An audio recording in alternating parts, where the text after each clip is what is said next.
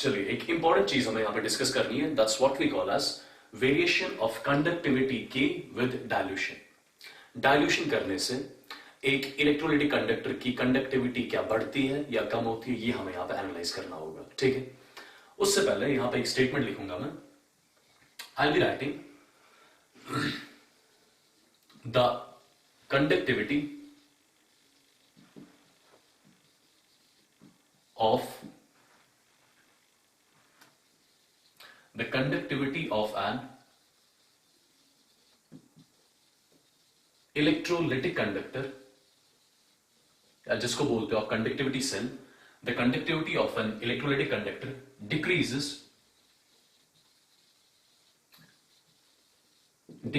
with dilution. Decreases with dilution because the number of ions present in the unit volume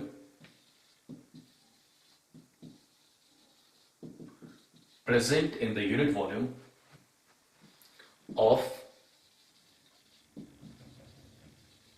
electrolytic solution decreases. देखिए ये statement यहां पर लिखा है मैंने, इस स्टेटमेंट को जस्टिफाई करूंगा मैं। ठीक है, कैसे कंडक्टिविटी की वैल्यू डिक्रीज होती है एक इलेक्ट्रोलिटिक कंडक्टर में जब आप डायल्यूशन करते हो। ठीक, फॉर एग्जांपल मैंने मेरे पास यहां पे एक, लेट्स से मेरे पास एक कंडक्टिविटी सेल है, मेरे पास एक इलेक्ट्रोलिटिक कंडक्टर है। ठीक है, जिसमें ये आपका एक इलेक्ट्रोड हो गया और ये दूसरा इलेक्ट्रोड हो गया, और आपने बीच में क्या रखा होगा, यहां पे आपने एक इलेक्ट्रोलिटिक सोल्यूशन रखा होगा, बीच में आपने इलेक्ट्रोलिटिक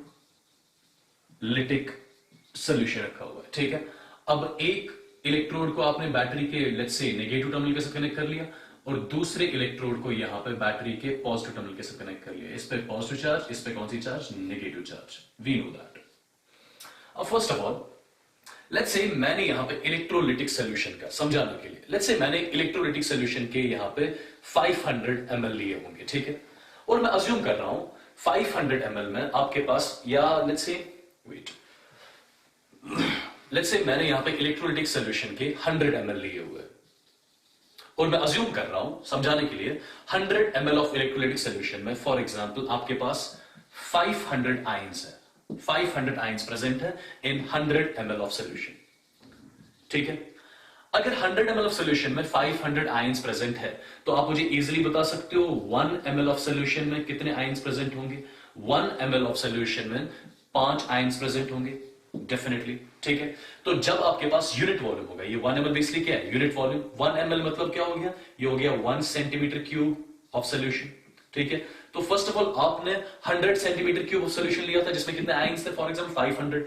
अब 1 सेंटीमीटर क्यूब ऑफ सोल्यूशन में कितने आयंस है, 5 आयंस है। ठीक है, फॉर एग्जांपल आपने इसी सोल्यूशन में क्या कर लिया, डायल्यूशन कर लिया। पहले आपने वॉल्यूम कितना लिया था सोल्यूशन का, 100 ml। अब मैं 100 से कितना ले जा रहा हूं, 500 ml। लेट्स से मैंने सोल्यूशन का वॉल्यूम बढ़ा दिया, इस सोल्यूशन में मैंने वाटर ऐड कर लिया। फॉर एग्जांपल मैंने वाटर ऐड कर लिया, वाटर तब तक ऐड कर लिया मैंने जब तक यहां पे इस सोल्यूशन का वॉल्यूम कितना नहीं हो जाता, 500 ml नहीं हो जाता। तो अब मेरे पास 500 ml ऑफ सोल्यूशन है। सिंस मैंने वाटर ऐड किया हुआ है, मैंने इलेक्ट्रोलाइट के आयंस के साथ कुछ नहीं किया। फॉर एग्जांपल यहां पे आपने इलेक्ट्रोलाइट कौन सा रखा है, लेट्स से NaCl आपने यहां पे वाटर में डाला हुआ है। ठीक है, तो फर्स्ट ऑफ ऑल यहां पे अब एक्स्ट्रा वाटर ऐड कर रहा हूं मैं। एक्स्ट्रा वाटर ऐड करने से इसका वॉल्यूम बढ़ जाएगा। अगर वॉल्यूम बढ़ गया बट नंबर ऑफ आयंस अभी भी उतने ही रहेंगे जितने पहले होंगे। ठीक है, बिकॉज मैं इलेक्ट्रोलाइट ना ऐड कर रहा हूं ना बाहर निकाल रहा हूं, मैं सिर्फ वाटर यहां पे ऐड कर रहा हूं। तो 500 ml ऑफ सोल्यूशन में अब भी कितने आयंस होंगे, अब भी यहां पे 500 आयंस ही होंगे, जितने पहले थे उतने अब भी होंगे। ठीक है, आप मुझे इजीली बता सकते हो 1 ml ऑफ सोल्यूशन में अब कितने आयंस होंगे, 1 ml में एक ही आयन होगा। 1 ml में कितने आयंस होंगे, एक ही आयन होगा।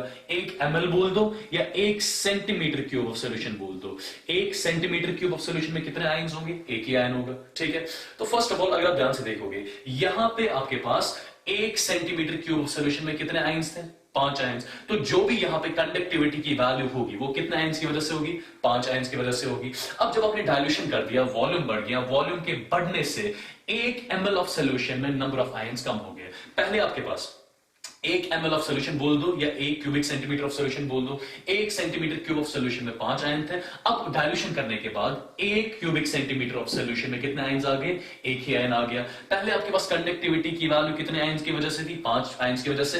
अब आपके पास इस यूनिट वॉल्यूम में, इस 1 ml ऑफ सोल्यूशन में कंडक्टिविटी की वैल्यू जो आएगी वो 1 ही आयन की वजह से आएगी। और पहले ही मैं आपको बता चुका हूं, एक यूनिट वॉल्यूम में अगर नंबर ऑफ आयन्स बढ़ते जाते हैं तो कंडक्टिविटी की वैल्यू बढ़ती जाती है। सिंस डाइल्यूशन करने से यूनिट वॉल्यूम में, since this what I call as unit volume, this what I call as unit volume में डाइल्यूशन करने की वजह से नंबर ऑफ आयन्स डिक्रीज हो गए। ठीक है, नंबर ऑफ आयन्स डिक्रीज हो गए। दैट मींस यहां पे कंडक्टिविटी की वैल्यू भी क्या होगी? डिक्रीज होगी। So what we are suppose remember, जब the conductivity of an electrolytic conductor decreases with dilution because the number of ions present in the unit volume of the electrolytic solution that decreases. ठीक है, this is the reason behind that. ठीक, ये था पहला एक important point. अब इसके बाद कुछ और इंपॉर्टेंट चीज हमें यहां पे डिस्कस करनी है। What is that? वो देखना पड़ेगा हमें यहां पे।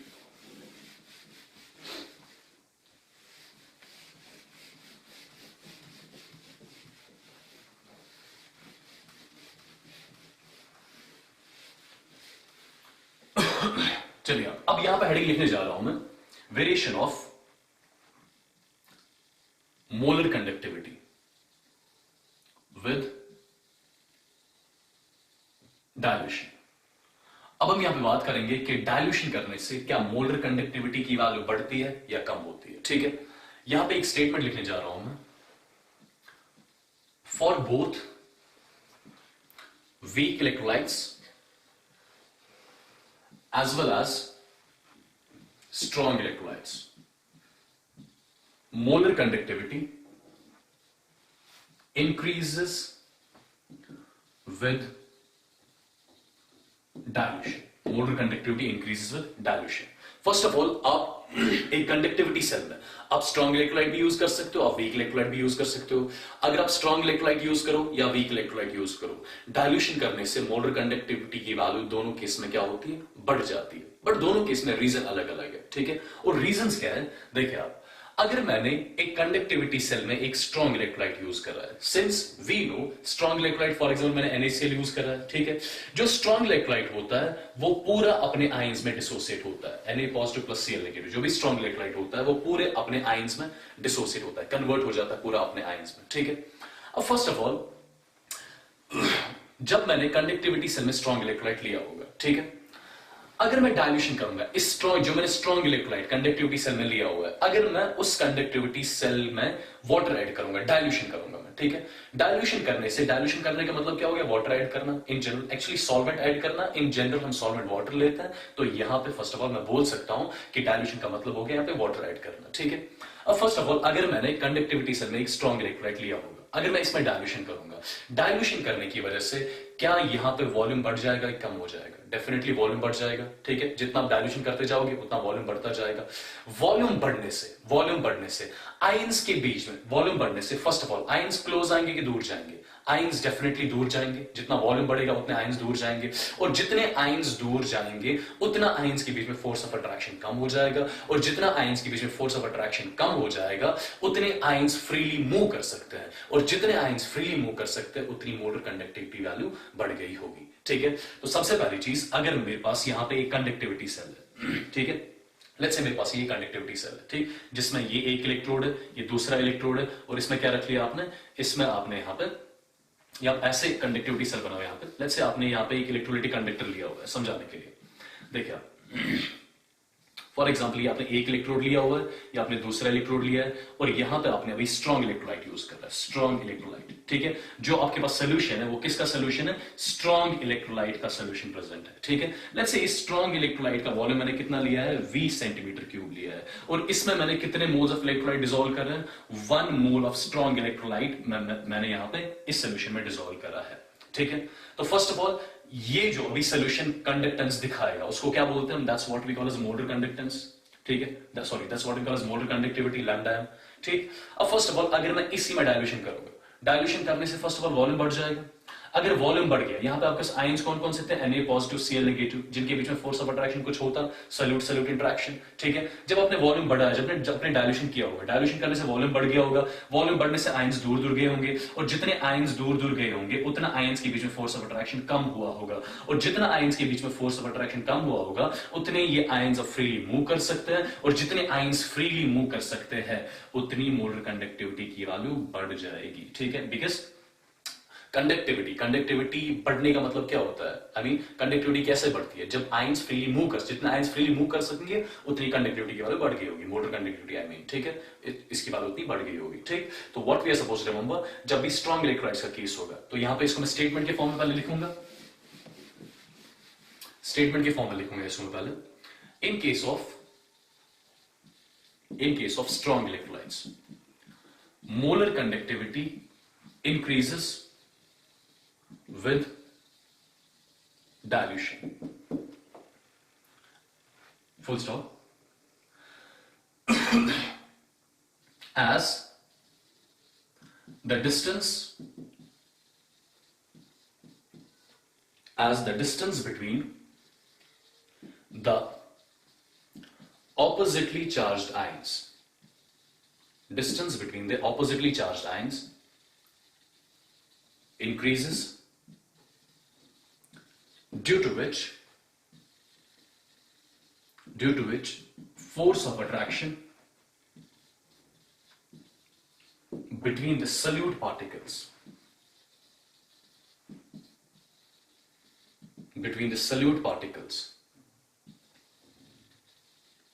decreases, hence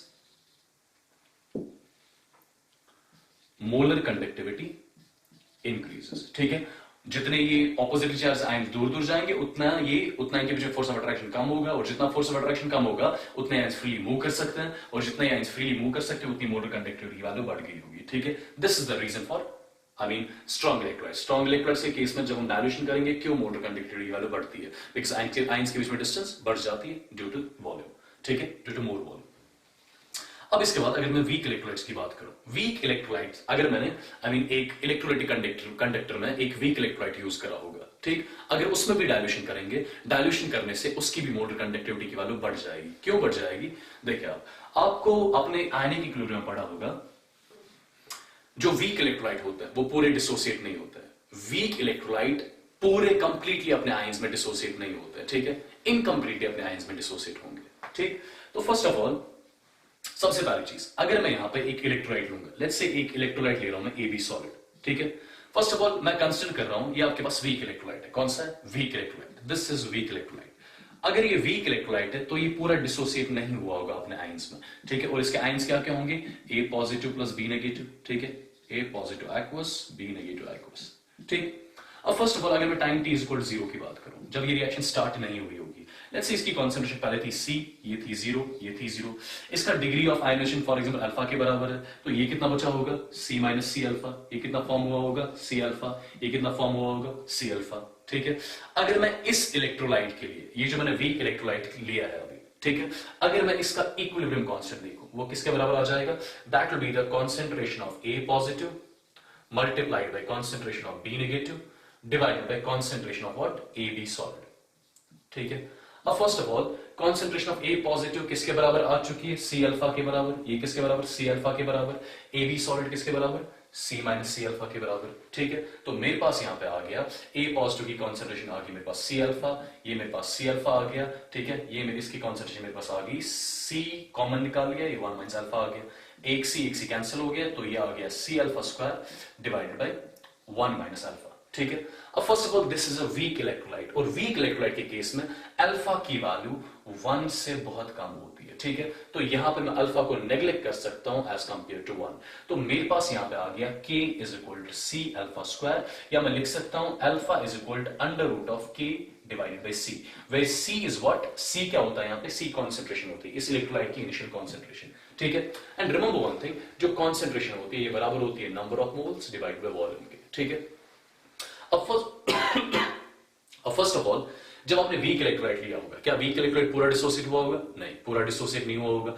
जब आप इस वीक इलेक्ट्रोलाइट में, जो वीक इलेक्ट्रोलाइट आपने कंडक्टिविटी सेल में यूज किया हुआ है, जब आप इस कंडक्टिविटी सेल में आप डायल्यूशन करोगे, डायल्यूशन करने से क्या हो जाएगा? वॉल्यूम बढ़ जाएगा। अगर वॉल्यूम बढ़ गया, कहने से कॉन्सेंट्रेशन कम होगी। अगर कॉन्सेंट्रेशन कम होगी, कहने से डिग्री ऑफ डिसोसिएशन या डिग्री ऑफ आयनेशन खुद ब खुद बढ़ गया होगा। ठीक है, सिंपल सा केस। अगर मेरे पास वीक इलेक्ट्रोलाइट होगा जो पूरा डिसोसिएट नहीं हुआ होगा, ठीक है, अगर मैंने यही वीक इलेक्ट्रोलाइट एक कंडक्टिविटी सेल में यूज करा होगा, कंडक्टिविटी सेल में मैंने ये वीक इलेक्ट्रोलाइट यूज करा है, ठीक है। अब फर्स्ट ऑफ ऑल अगर उसी कंडक्टिविटी सेल में क्या करूंगा मैं वॉल्यूम डायल्यूशन करता जाऊंगा, सॉल्वेंट ऐड करता जाऊंगा, वाटर ऐड करता जाऊंगा, ठीक है, मतलब वॉल्यूम विद टाइम बढ़ रहा है।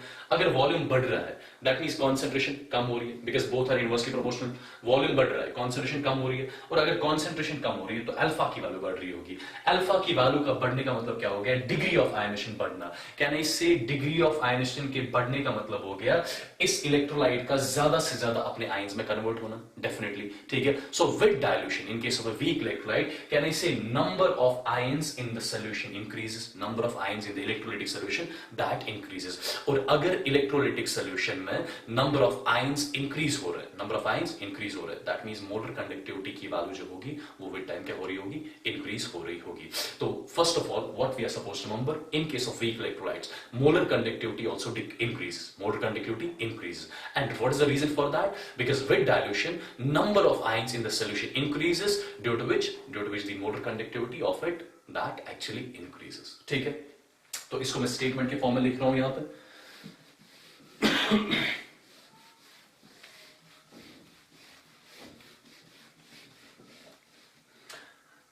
देखिए आप इसको स्टेटमेंट के फॉर्म में लिखा जाएगा इन case of weak electrolytes molar conductivity increases. ठीक है, molar conductivity increases with dilution as the number of ions in a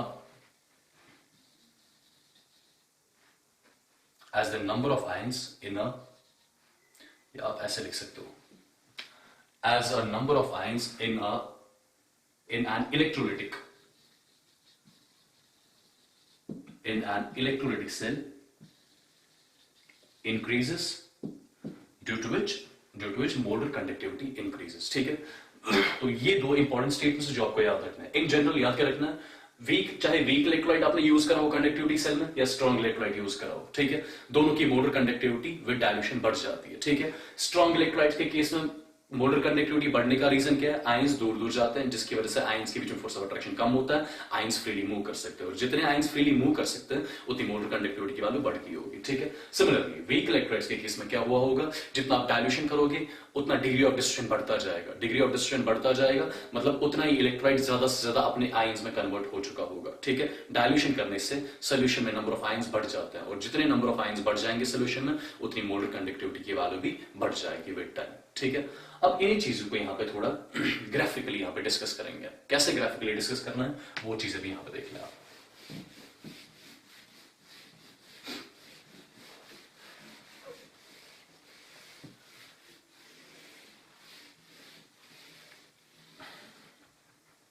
देखिए आप सबसे पहले यहां पे ले रहा हूं मैं स्ट्रॉन्ग इलेक्ट्रोलाइट। कौन सा इलेक्ट्रोलाइट ले रहा हूं मैं? Strong electrolyte. अगर मुझे स्ट्रॉन्ग इलेक्ट्रोलाइट के लिए कर्व प्लॉट करना होगा, कर्व किस किस के बीच में प्लॉट कर रहा हूं मैं? For example molar conductivity versus under root C. C यहां पे कॉन्सेंट्रेशन है, इसी का रूट ले रहा हूं। ठीक है, स्ट्रॉन्ग इलेक्ट्रोलाइट के केस में सबसे पहली चीज कॉन्सेंट्रेशन किसके बराबर होती है? Number of moles divided by volume के बराबर। ठीक है, फर्स्ट ऑफ ऑल अगर आप ध्यान से देखोगे ये पॉइंट किसको रिप्रेजेंट कर रहा है? इस पॉइंट पे अंडर रूट सी की वैल्यू किसके बराबर है? 0 के बराबर।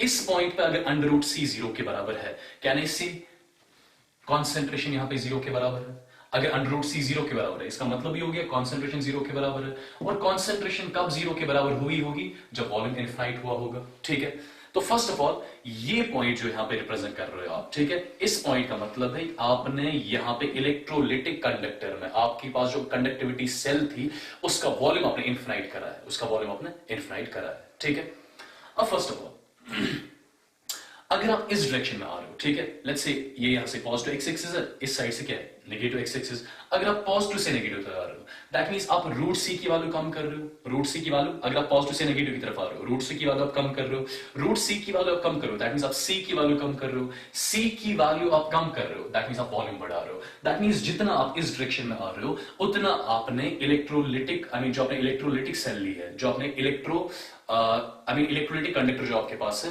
उसका आप वॉल्यूम उतना बढ़ा रहे हो। जितना आप इस डायरेक्शन में आ रहे हो उतनी रूट सी की वैल्यू बढ़ रही है, रूट सी की वैल्यू बढ़ रही है मतलब सॉरी, जितना आप इस डायरेक्शन में आ रहे हो उतनी रूट सी की वैल्यू कम हो रही है, रूट सी की वैल्यू कम हो रही है मतलब सी की वैल्यू कम हो रही है, सी की वैल्यू कम हो रही है, दैट मींस वॉल्यूम बढ़ रहा होगा। दैट मींस जो आपने इलेक्ट्रोलिटिक कंडक्टर लिया है, जो आपने इलेक्ट्रोलिटिक अभी कंडक्टर लिया है, आप इसमें क्या कर रहे हो, आप इसमें डायल्यूशन कर रहे हो, जिसकी वजह से क्या हो रहा है, जिसकी वजह से वॉल्यूम बढ़ रहा है। कब? जब आप पॉजिटिव से नेगेटिव इस डायरेक्शन में आ रहे हो, ठीक है। और रिमेंबर वन थिंग, जब आप इस डायरेक्शन में आ रहे होंगे, दैट मींस रूट सी की वैल्यू कम हो रही है, कंसंट्रेशन कम हो रही है, वॉल्यूम बढ़ रहा है। वॉल्यूम बढ़ने का मतलब आप इसमें डायल्यूशन कर रहे हो। डायल्यूशन करने से स्ट्रॉन्ग इलेक्ट्रोलाइट्स के केस में आयंस क्लोज आते हैं कि दूर जाते हैं, आयंस दूर जाते हैं, ठीक है। एक टाइम ऐसा आया होगा जब आप यहां पे पहुंच गए होंगे, ठीक है। ये पॉइंट किसको डिनोट कर रहा है, जिसपे रूट सी की वैल्यू जीरो, कंसंट्रेशन जीरो, मतलब वॉल्यूम आपका जो इलेक्ट्रोलिटिक कंडक्टर होगा इसका इन्फिनाइट हुआ होगा। कहने से जब यहां पे इलेक्ट्रोलिटिक कंडक्टर का वॉल्यूम इन्फिनाइट हुआ होगा, उस टाइम पे ions will be at infinite distance, and when the ions are at infinite distance, क्या उस टाइम पे आयंस के बीच में फोर्स ऑफ अट्रैक्शन कुछ होगा? उस टाइम पे आयंस के बीच में फोर्स ऑफ अट्रैक्शन कुछ नहीं होगा। और आयंस के बीच में अगर फोर्स ऑफ अट्रैक्शन कुछ नहीं होगा, आई कैन से आयंस ऑफ फ्रीली मूव कर सकते हैं। कहने से इन्फिनाइट डायल्यूशन पे ये पॉइंट किसको रिप्रेजेंट कर रहा है? यहां पे इन्फिनाइट डायल्यूशन हो चुका है, ठीक है। इन्फिनाइट डायल्यूशन पे ये इलेक्ट्रोलाइटिक कंडक्टर जो होगा ये मैक्सिमम मोलर कंडक्टिविटी दिखा रहा होगा, जिसको बोलते हैं molar conductivity at infinite dilution. So molar conductivity at infinite dilution which is represented by lambda not m, ठीक है। This is the maximum value of molar conductivity, और ये maximum value of molar conductivity कब आती है? जब आपने infinite dilution किया होता है, ठीक है। अब फर्स्ट ऑफ ऑल ये पॉइंट किसको रिप्रेजेंट कर रहा है? आपने इन्फिनाइट डायल्यूशन किया, आपने डायल्यूशन तब तक किया है कंटेनर में जब तक वॉल्यूम इन्फिनाइट ना हो चुका हो। जब वॉल्यूम इन्फिनाइट हुआ होगा उस टाइम पे ions will be at infinite distance. अगर ions are at infinite distance, उस टाइम पे force of attraction between the ions zero, उस टाइम पे आयंस सबसे फ्रीली मूव कर सके, दैट मींस उस टाइम पे मोलर कंडक्टिविटी वैल्यू मैक्सिमम होगी, ठीक है। अब जितना आप आगे आगे जा रहे हो, फॉर एग्जांपल आगे जा रहे हो, रूट सी की वैल्यू बढ़ रही है, रूट सी की वैल्यू बढ़ रही है मतलब सी की वैल्यू बढ़ रही है, सी की वैल्यू का बढ़ना मतलब वॉल्यूम कम होना। दैट मींस जितना आप आगे जा रहे हो उतना कंटेनर का वॉल्यूम कम हो रहा है, ठीक है। उतना इलेक्ट्रोलाइटिक सॉल्यूशन का वॉल्यूम कम हो रहा है। जितना इलेक्ट्रोलाइटिक सॉल्यूशन का वॉल्यूम कम हो रहा होगा उतने आयंस क्लोज आ रहे होंगे, और जितने आयंस क्लोज आ रहे होंगे उतना फोर्स ऑफ अट्रैक्शन बढ़ रहा होगा, और जितना फोर्स ऑफ अट्रैक्शन बढ़ रहा होगा उतना आप इजीली आयंस मूव नहीं कर पाएंगे। दैट मींस जब आप इस डायरेक्शन में जाओगे मोलर कंडक्टिविटी की वैल्यू विद टाइम डिक्रीज होती जाएगी। Is that clear? This is the curve between lambda m and root c in case of a strong electrolyte. इस lambda naught m को क्या बोलते हैं? This is what we call as molar conductivity at infinite dilution. This is what we call as molar conductivity at infinite dilution. ठीक है।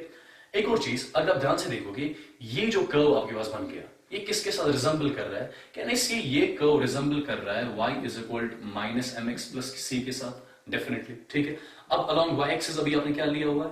अब along y axis आपने lambda m लिया हुआ है, अलोंग x एक्सिस क्या लिया हुआ आपने? रूट c लिया हुआ है। तो यहां से यहां तक की डिस्टेंस को क्या बोलेंगे? इंटरसेप्ट बोलेंगे, ठीक है, c, ठीक। अब फर्स्ट ऑफ ऑल देखिए आप, अगर ये curve y is equal to minus M X plus C को रिप्रेजेंट कर रहा है तो y के बदले क्या आ जाएगा? लैम्डा m आ जाएगा, ठीक है, is equal to minus m हो गया स्लोप, स्लोप में रिप्रेजेंट कर रहा हूं e से, इस कर्व का स्लोप e से रिप्रेजेंट कर रहा हूं। x के बदले क्या आ जाएगा? x के बदले अंडर रूट c आ जाएगा, प्लस c जो यहां पे c इंटरसेप्ट, ये वैल्यू किसके बराबर है? लैम्डा नॉट m के बराबर है, ठीक है। तो ये जो इक्वेशन होगी ये इस कर्व को यहां पे रिप्रेजेंट कर रही होगी, and this is valid for only strong electrolytes, ठीक। अब इसके बाद वीक इलेक्ट्रोलाइट्स के केस में भी ऐसा ही कर्व बनाया जाएगा, और कर्व क्या बनाया जाएगा वो भी देखिए आप, कर्व कैसा होगा उसके केस में, ठीक है, जो मैं यहां पे बना रहा हूं। अगर मेरे पास वीक इलेक्ट्रोलाइट होगा, ठीक है, अगर मुझे वीक इलेक्ट्रोलाइट के केस में भी ऐसा ही कर्व बनाना है between lambda m which is your molar conductivity versus root c, ठीक है। अब फर्स्ट ऑफ ऑल ये पॉइंट किसको डिनोट कर रहा है? इनफिनिट डायल्यूशन को, ठीक है। अब फर्स्ट ऑफ ऑल जब आपने वीक इलेक्ट्रोलाइट लिया होगा, वीक इलेक्ट्रोलाइट क्या पूरा डिसोसिएट हुआ होगा अपने आयंस में? नहीं, पूरा डिसोसिएट नहीं हुआ होगा। जब आप डायल्यूशन करते जाओगे, डायल्यूशन करने से नंबर ऑफ आयंस बढ़ते जाएंगे, नंबर ऑफ आयंस बढ़ने से क्या हो जाएगा? मोलर कंडक्टिविटी की वैल्यू बढ़ जाएगी, ठीक है। तो फर्स्ट ऑफ ऑल ये पॉइंट किसको रिप्रेजेंट कर रहा है? ये रिप्रेजेंट कर रहा है इन्फिनाइट डायल्यूशन को, ठीक है। इन्फिनाइट डायल्यूशन पे कहने से नंबर ऑफ आयंस मैक्सिमम होंगे, ठीक है। तो इन्फिनाइट डायल्यूशन पे इस वीक इलेक्ट्रोलाइट की मोलर कंडक्टिविटी मैक्सिमम होगी, ठीक है। अब जितना आप आगे चलोगे उतनी रूट सी की वैल्यू क्या हो रही है, उतनी रूट सी की वैल्यू कम हो, बस बढ़ रही है, सॉरी, जितना आप आगे बढ़ रहे हो उतनी रूट सी की वैल्यू बढ़ रही है। रूट सी की वैल्यू बढ़ रही है मतलब सी की वैल्यू बढ़ रही है। सी की वैल्यू का बढ़ना मतलब वॉल्यूम कम होना, मतलब जितना आप आगे चल रहे हो उतना वॉल्यूम कम हो रहा है। वॉल्यूम कम हो रहा है मतलब अगर वॉल्यूम कम हो रहा है तो नंबर ऑफ आयंस सोल्यूशन में कम हो रहे होंगे। अगर सोल्यूशन में नंबर ऑफ आयंस कम हो रहे हैं दैट मींस मोलर कंडक्टिविटी की वैल्यू भी विद टाइम क्या हो रही होगी, कम हो रही होगी। और इसका कर्व कैसा आता है, इसका कर्व ऐसे हाइपरबोलिक आता है, ठीक है। ये किसका कर्व है यहाँ पे, this is the curve between molar conductivity and root C in case of the weak electrolyte, ठीक है।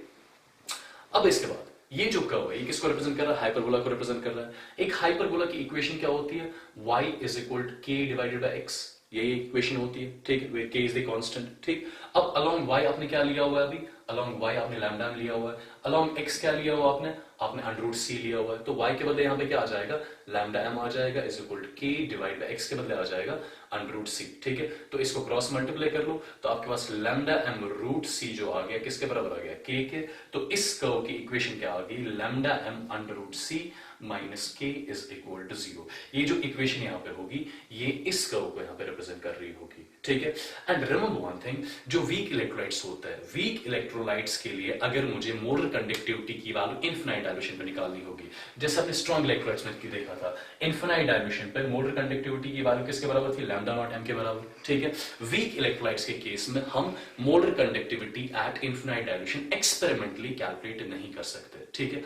अब ये मोलर कंडक्टिविटी क्या हम कभी कैलकुलेट नहीं कर सकते, नहीं, ये हम कैलकुलेट करते हैं। कैलकुलेट करने के लिए molar conductivity of a weak electrolyte at infinite dilution calculate करने के लिए एक लॉ यहां पे यूज किया जाएगा जिसको बोलेंगे हम कोहल-रॉस लॉ, ठीक है। अब इसके बाद जो हमारा नेक्स्ट टॉपिक होगा that will be Kohlrausch law, जो हमें बताएगा कि molar conductivity of the weak electrolyte at infinite dilution कैसे कैलकुलेट करा जाएगा, ठीक है।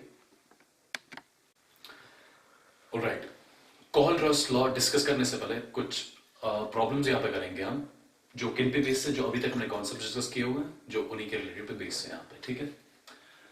तो सबसे पहली प्रॉब्लम जो आप यहां पे देख रहे हो, the resistance of a 0.01 normal solution of an electrolyte is 210 ohms, ठीक है। आपके पास एक इलेक्ट्रोलाइटिक सॉल्यूशन दिया गया है जिसकी रेजिस्टेंस कितनी दी गई है, आपके पास क्वेश्चन में कुछ पैरामीटर्स दिए गए हैं। आपके पास resistance of this electrolytic solution जो दी गई है दैट इज 210 ओम्स, ठीक है।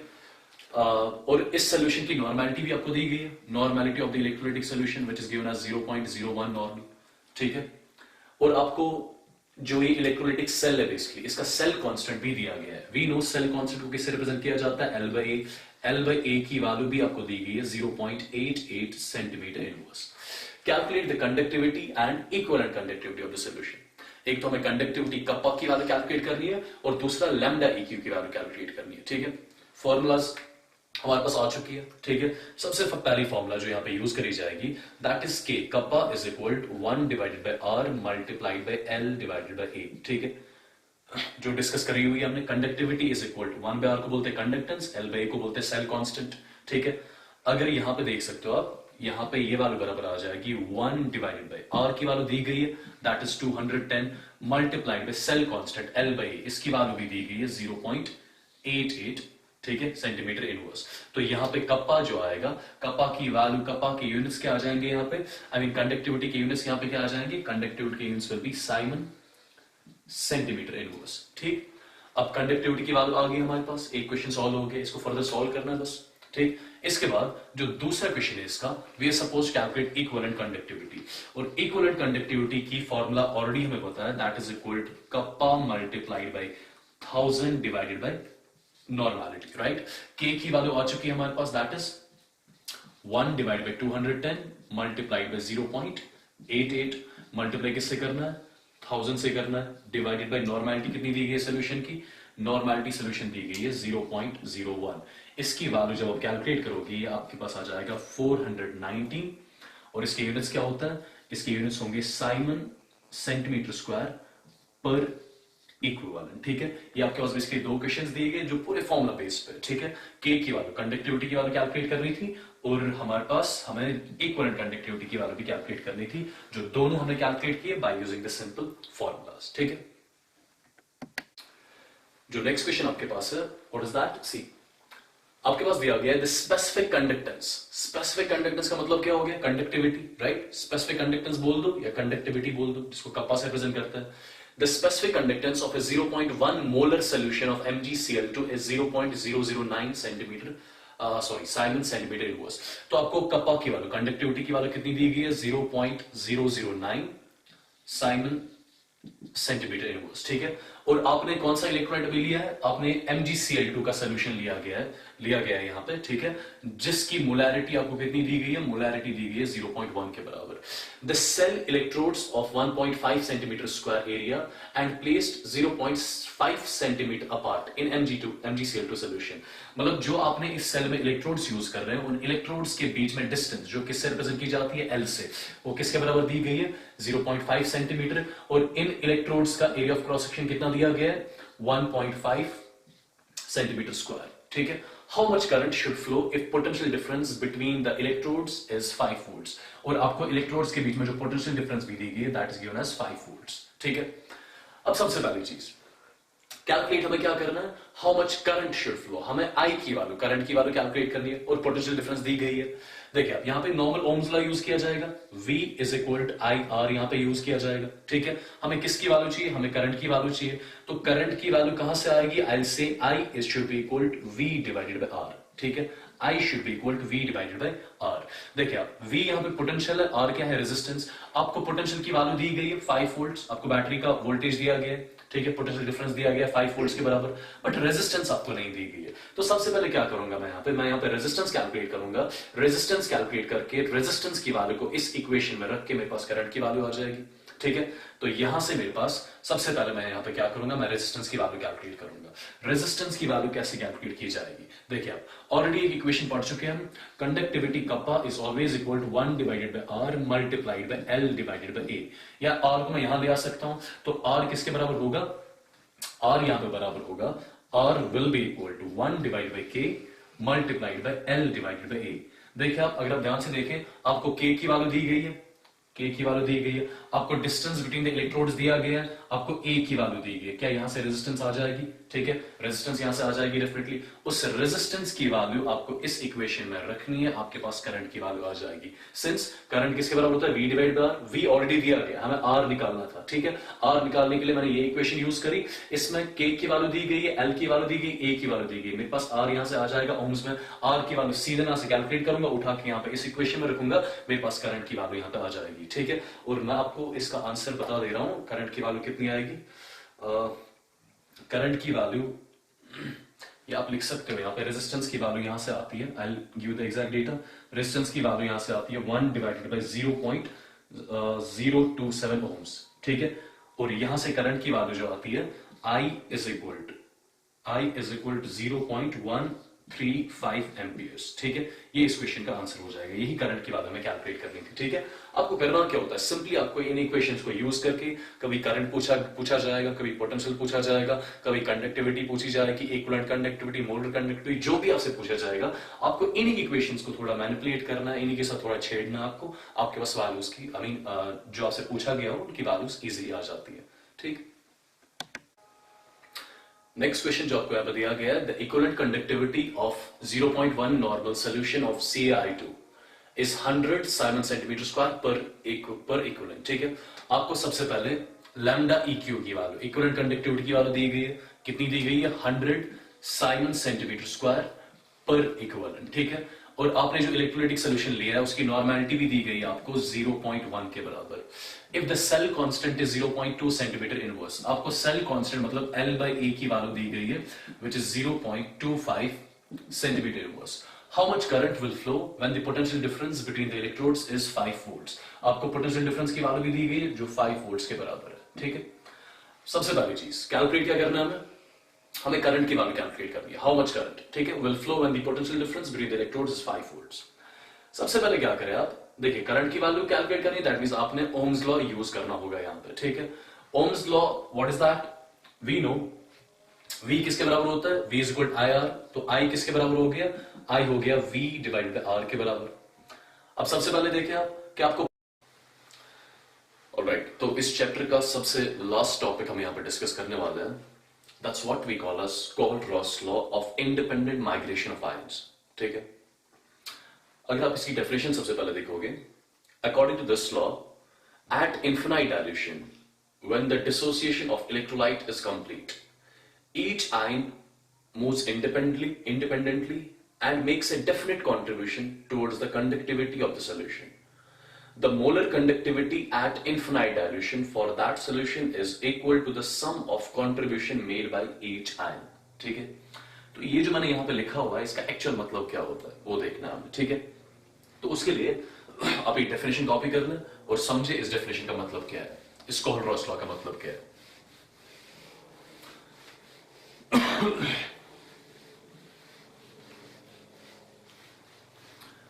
देखिए, अगर फॉर एग्जांपल मेरे पास एक इलेक्ट्रोलाइटिक कंडक्टर यहां पे, let's say I have got the electrolytic conductor.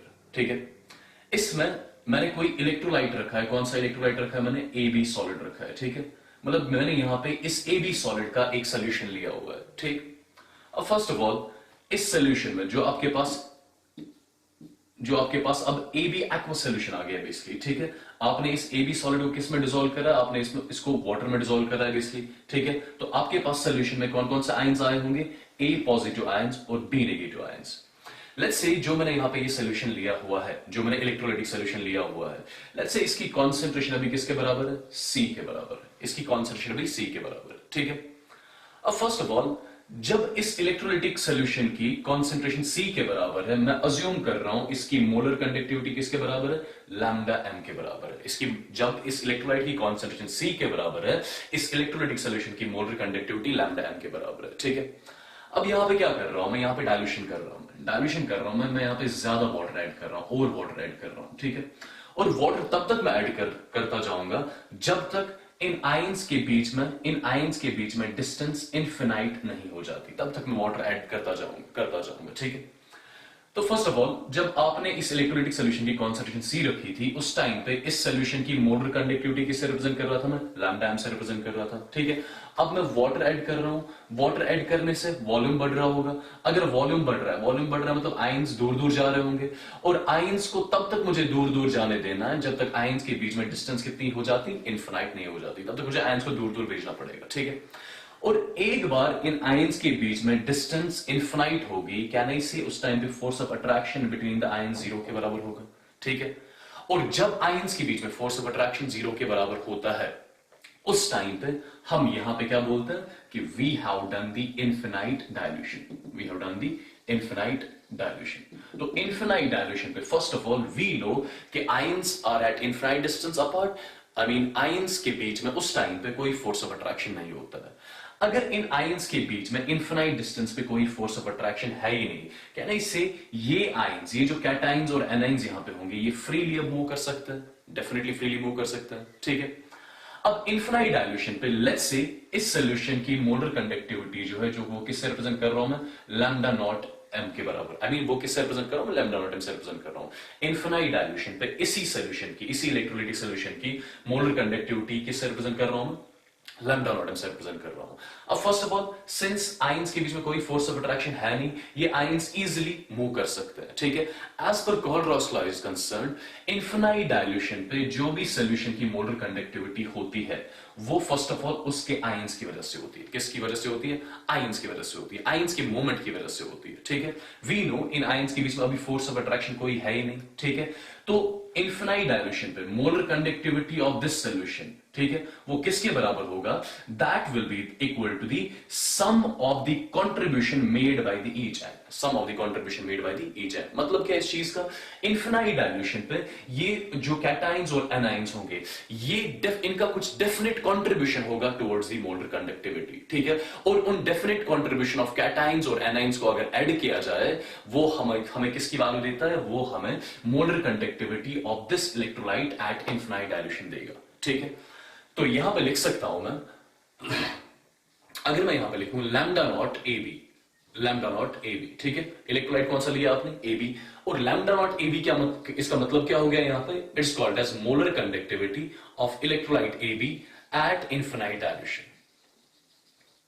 Eight infinite dilution, ठीक है। इसी को बोलते हो आप एक और नाम,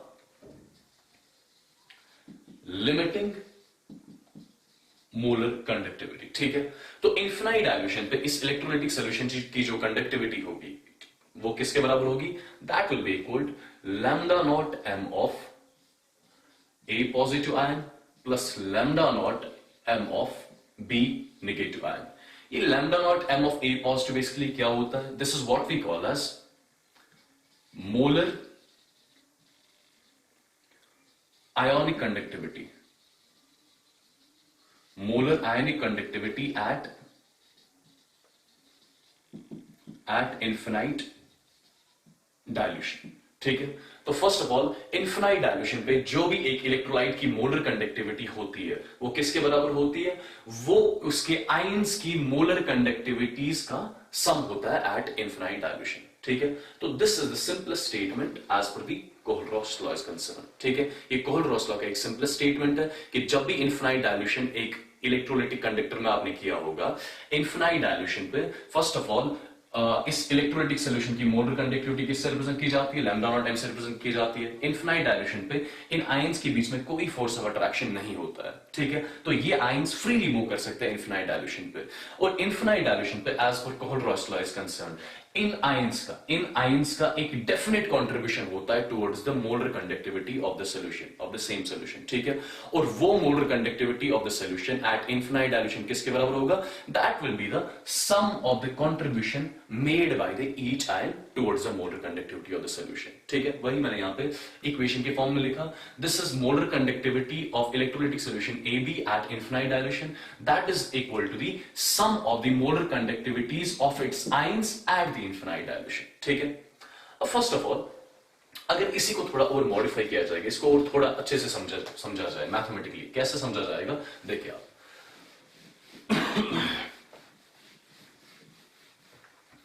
अगर फॉर एग्जांपल मैंने यहां पे इस सॉल्यूशन में इलेक्ट्रोलाइटिक सॉल्यूशन किसका लिया है, NaCl का लिया है, ठीक है।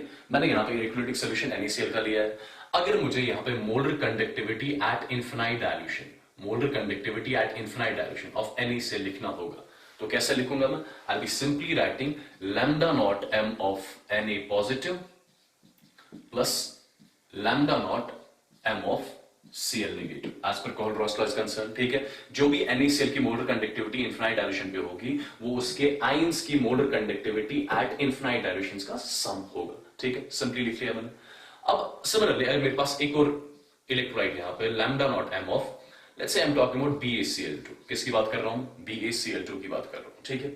अब इस BaCl2 की molar conductivity at infinite dilution as per Kohlrausch law कैसे रिप्रेजेंट करी जाएगी, ये सिंपली लिखा जाएगा। सबसे पहले यहां पे आयंस कौन कौन से हैं, Ba डाई पॉजिटिव आयंस है और Cl नेगेटिव आयंस है। सिंपली आप इन ये जो यहाँ पे कोएफिशिएंट्स है, ये 2 है, ये यहाँ पे Ba1 है, इनको मल्टीप्लाई कर लो, ठीक है। ये जो 2 है ये इसका चार्ज बन जाएगा, ये जो 1 है ये इस पे चार्ज बन जाएगा, ठीक है। तो आयंस कौन कौन से यहाँ पे Ba डाई पॉजिटिव और Cl negative.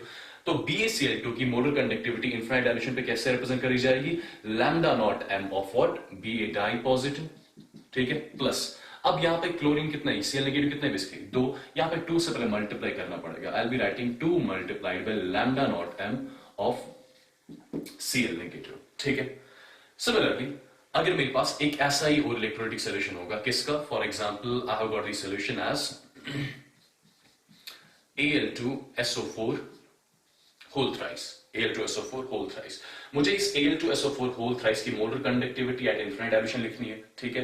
As per Kohlrausch law is concern, सबसे पहली चीज यहां पे आयंस कौन कौन से होंगे, ये 3 जो है ये इसकी चार्ज होगी, ये 2 जो है ये इसकी चार्ज होगी, यहाँ पे plus Al tri positive ions और SO4 डाई नेगेटिव आयंस, ठीक है। कैसे लिखा जाएगा देखिए आप, सबसे पहले एल्यूमिनियम कितना है यहाँ पे 2, तो सबसे पहले I will be starting with 2, फिर उसके बाद लिखूंगा मैं lambda not M of what, Al tri positive plus SO4 कितना है आपके पास यहाँ पे 3 है, तो 3 times lambda not M of SO4 dinegative. This is how we write the molar conductivities at infinite dilution of any electrolyte as per the Kohlrausch law, ठीक है।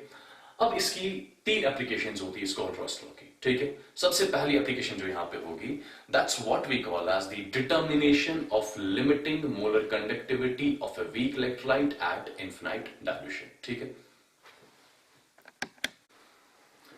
तो इसकी पहली एप्लीकेशन डिस्कस करने से पहले एक और चीज यहां पे आप नोट डाउन कर लें। What is that?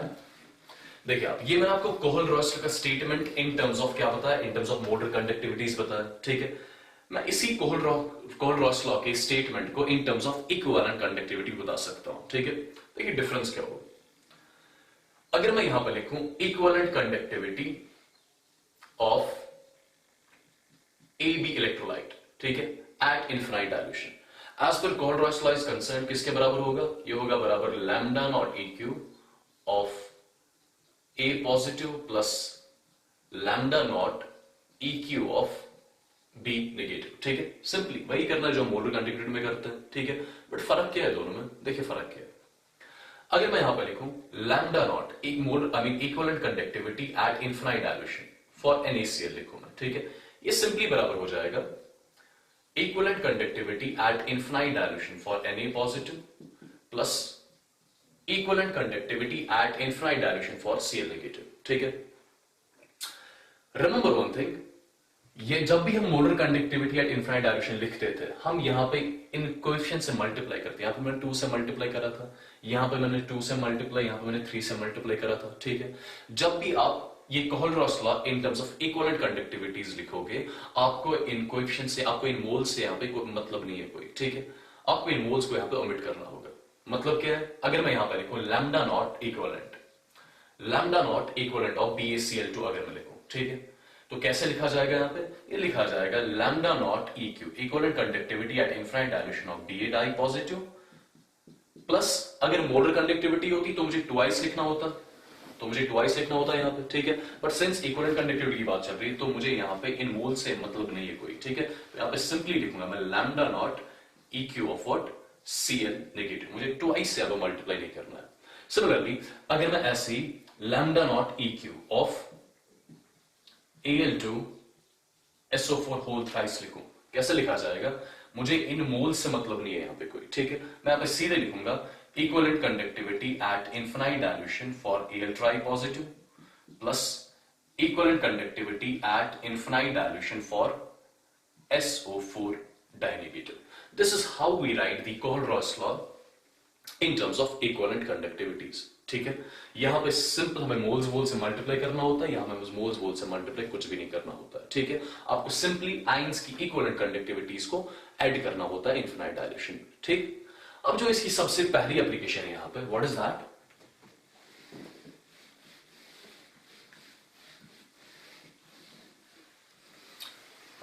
Kohler-Ross law की सबसे पहली एप्लीकेशन जो है that is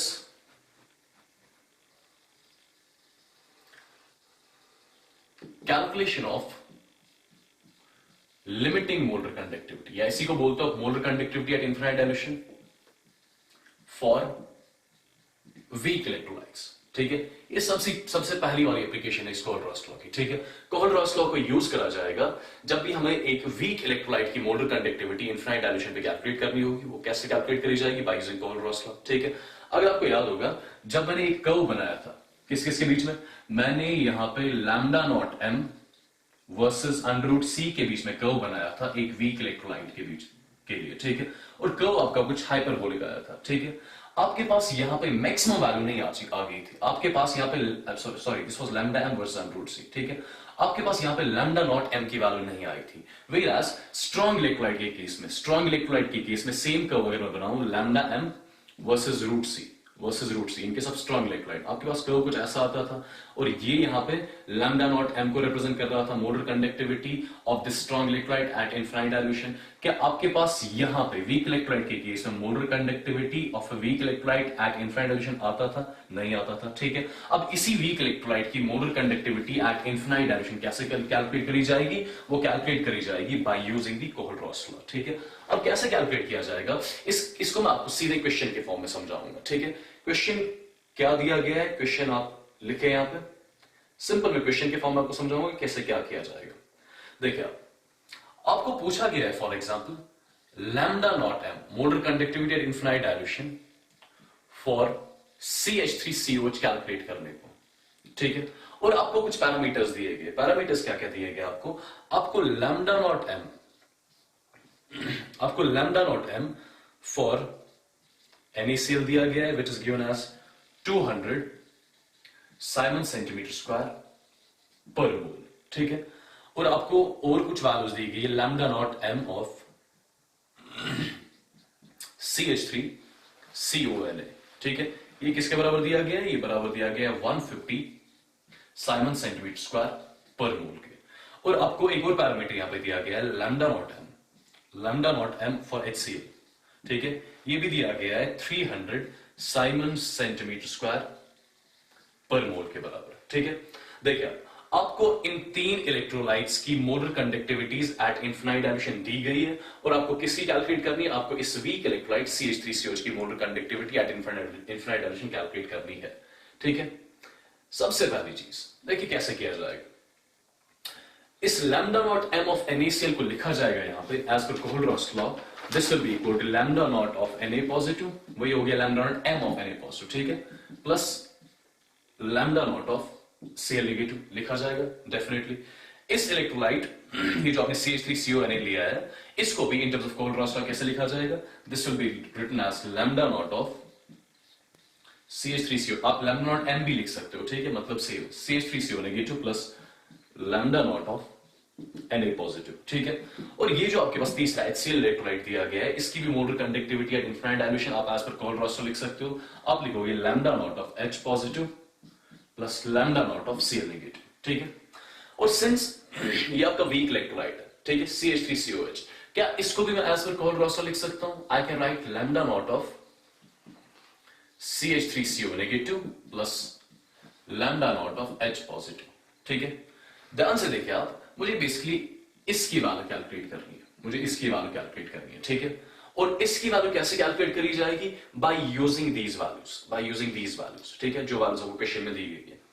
लेट्स से इसको मैं इक्वेशन 1 मान रहा हूं, इसको 2 मान रहा हूं, इसको 3 मान रहा हूं और इसको 4 मान रहा हूं, ठीक है। सबसे पहले मैं कैसे इन क्वेश्चंस को अप्रोच करूंगा, मैं कैसे इन वीक इलेक्ट्रोलाइट्स की मोलर कंडक्टिविटी इन्फिनाइट डायल्यूशन पे कैलकुलेट करूंगा?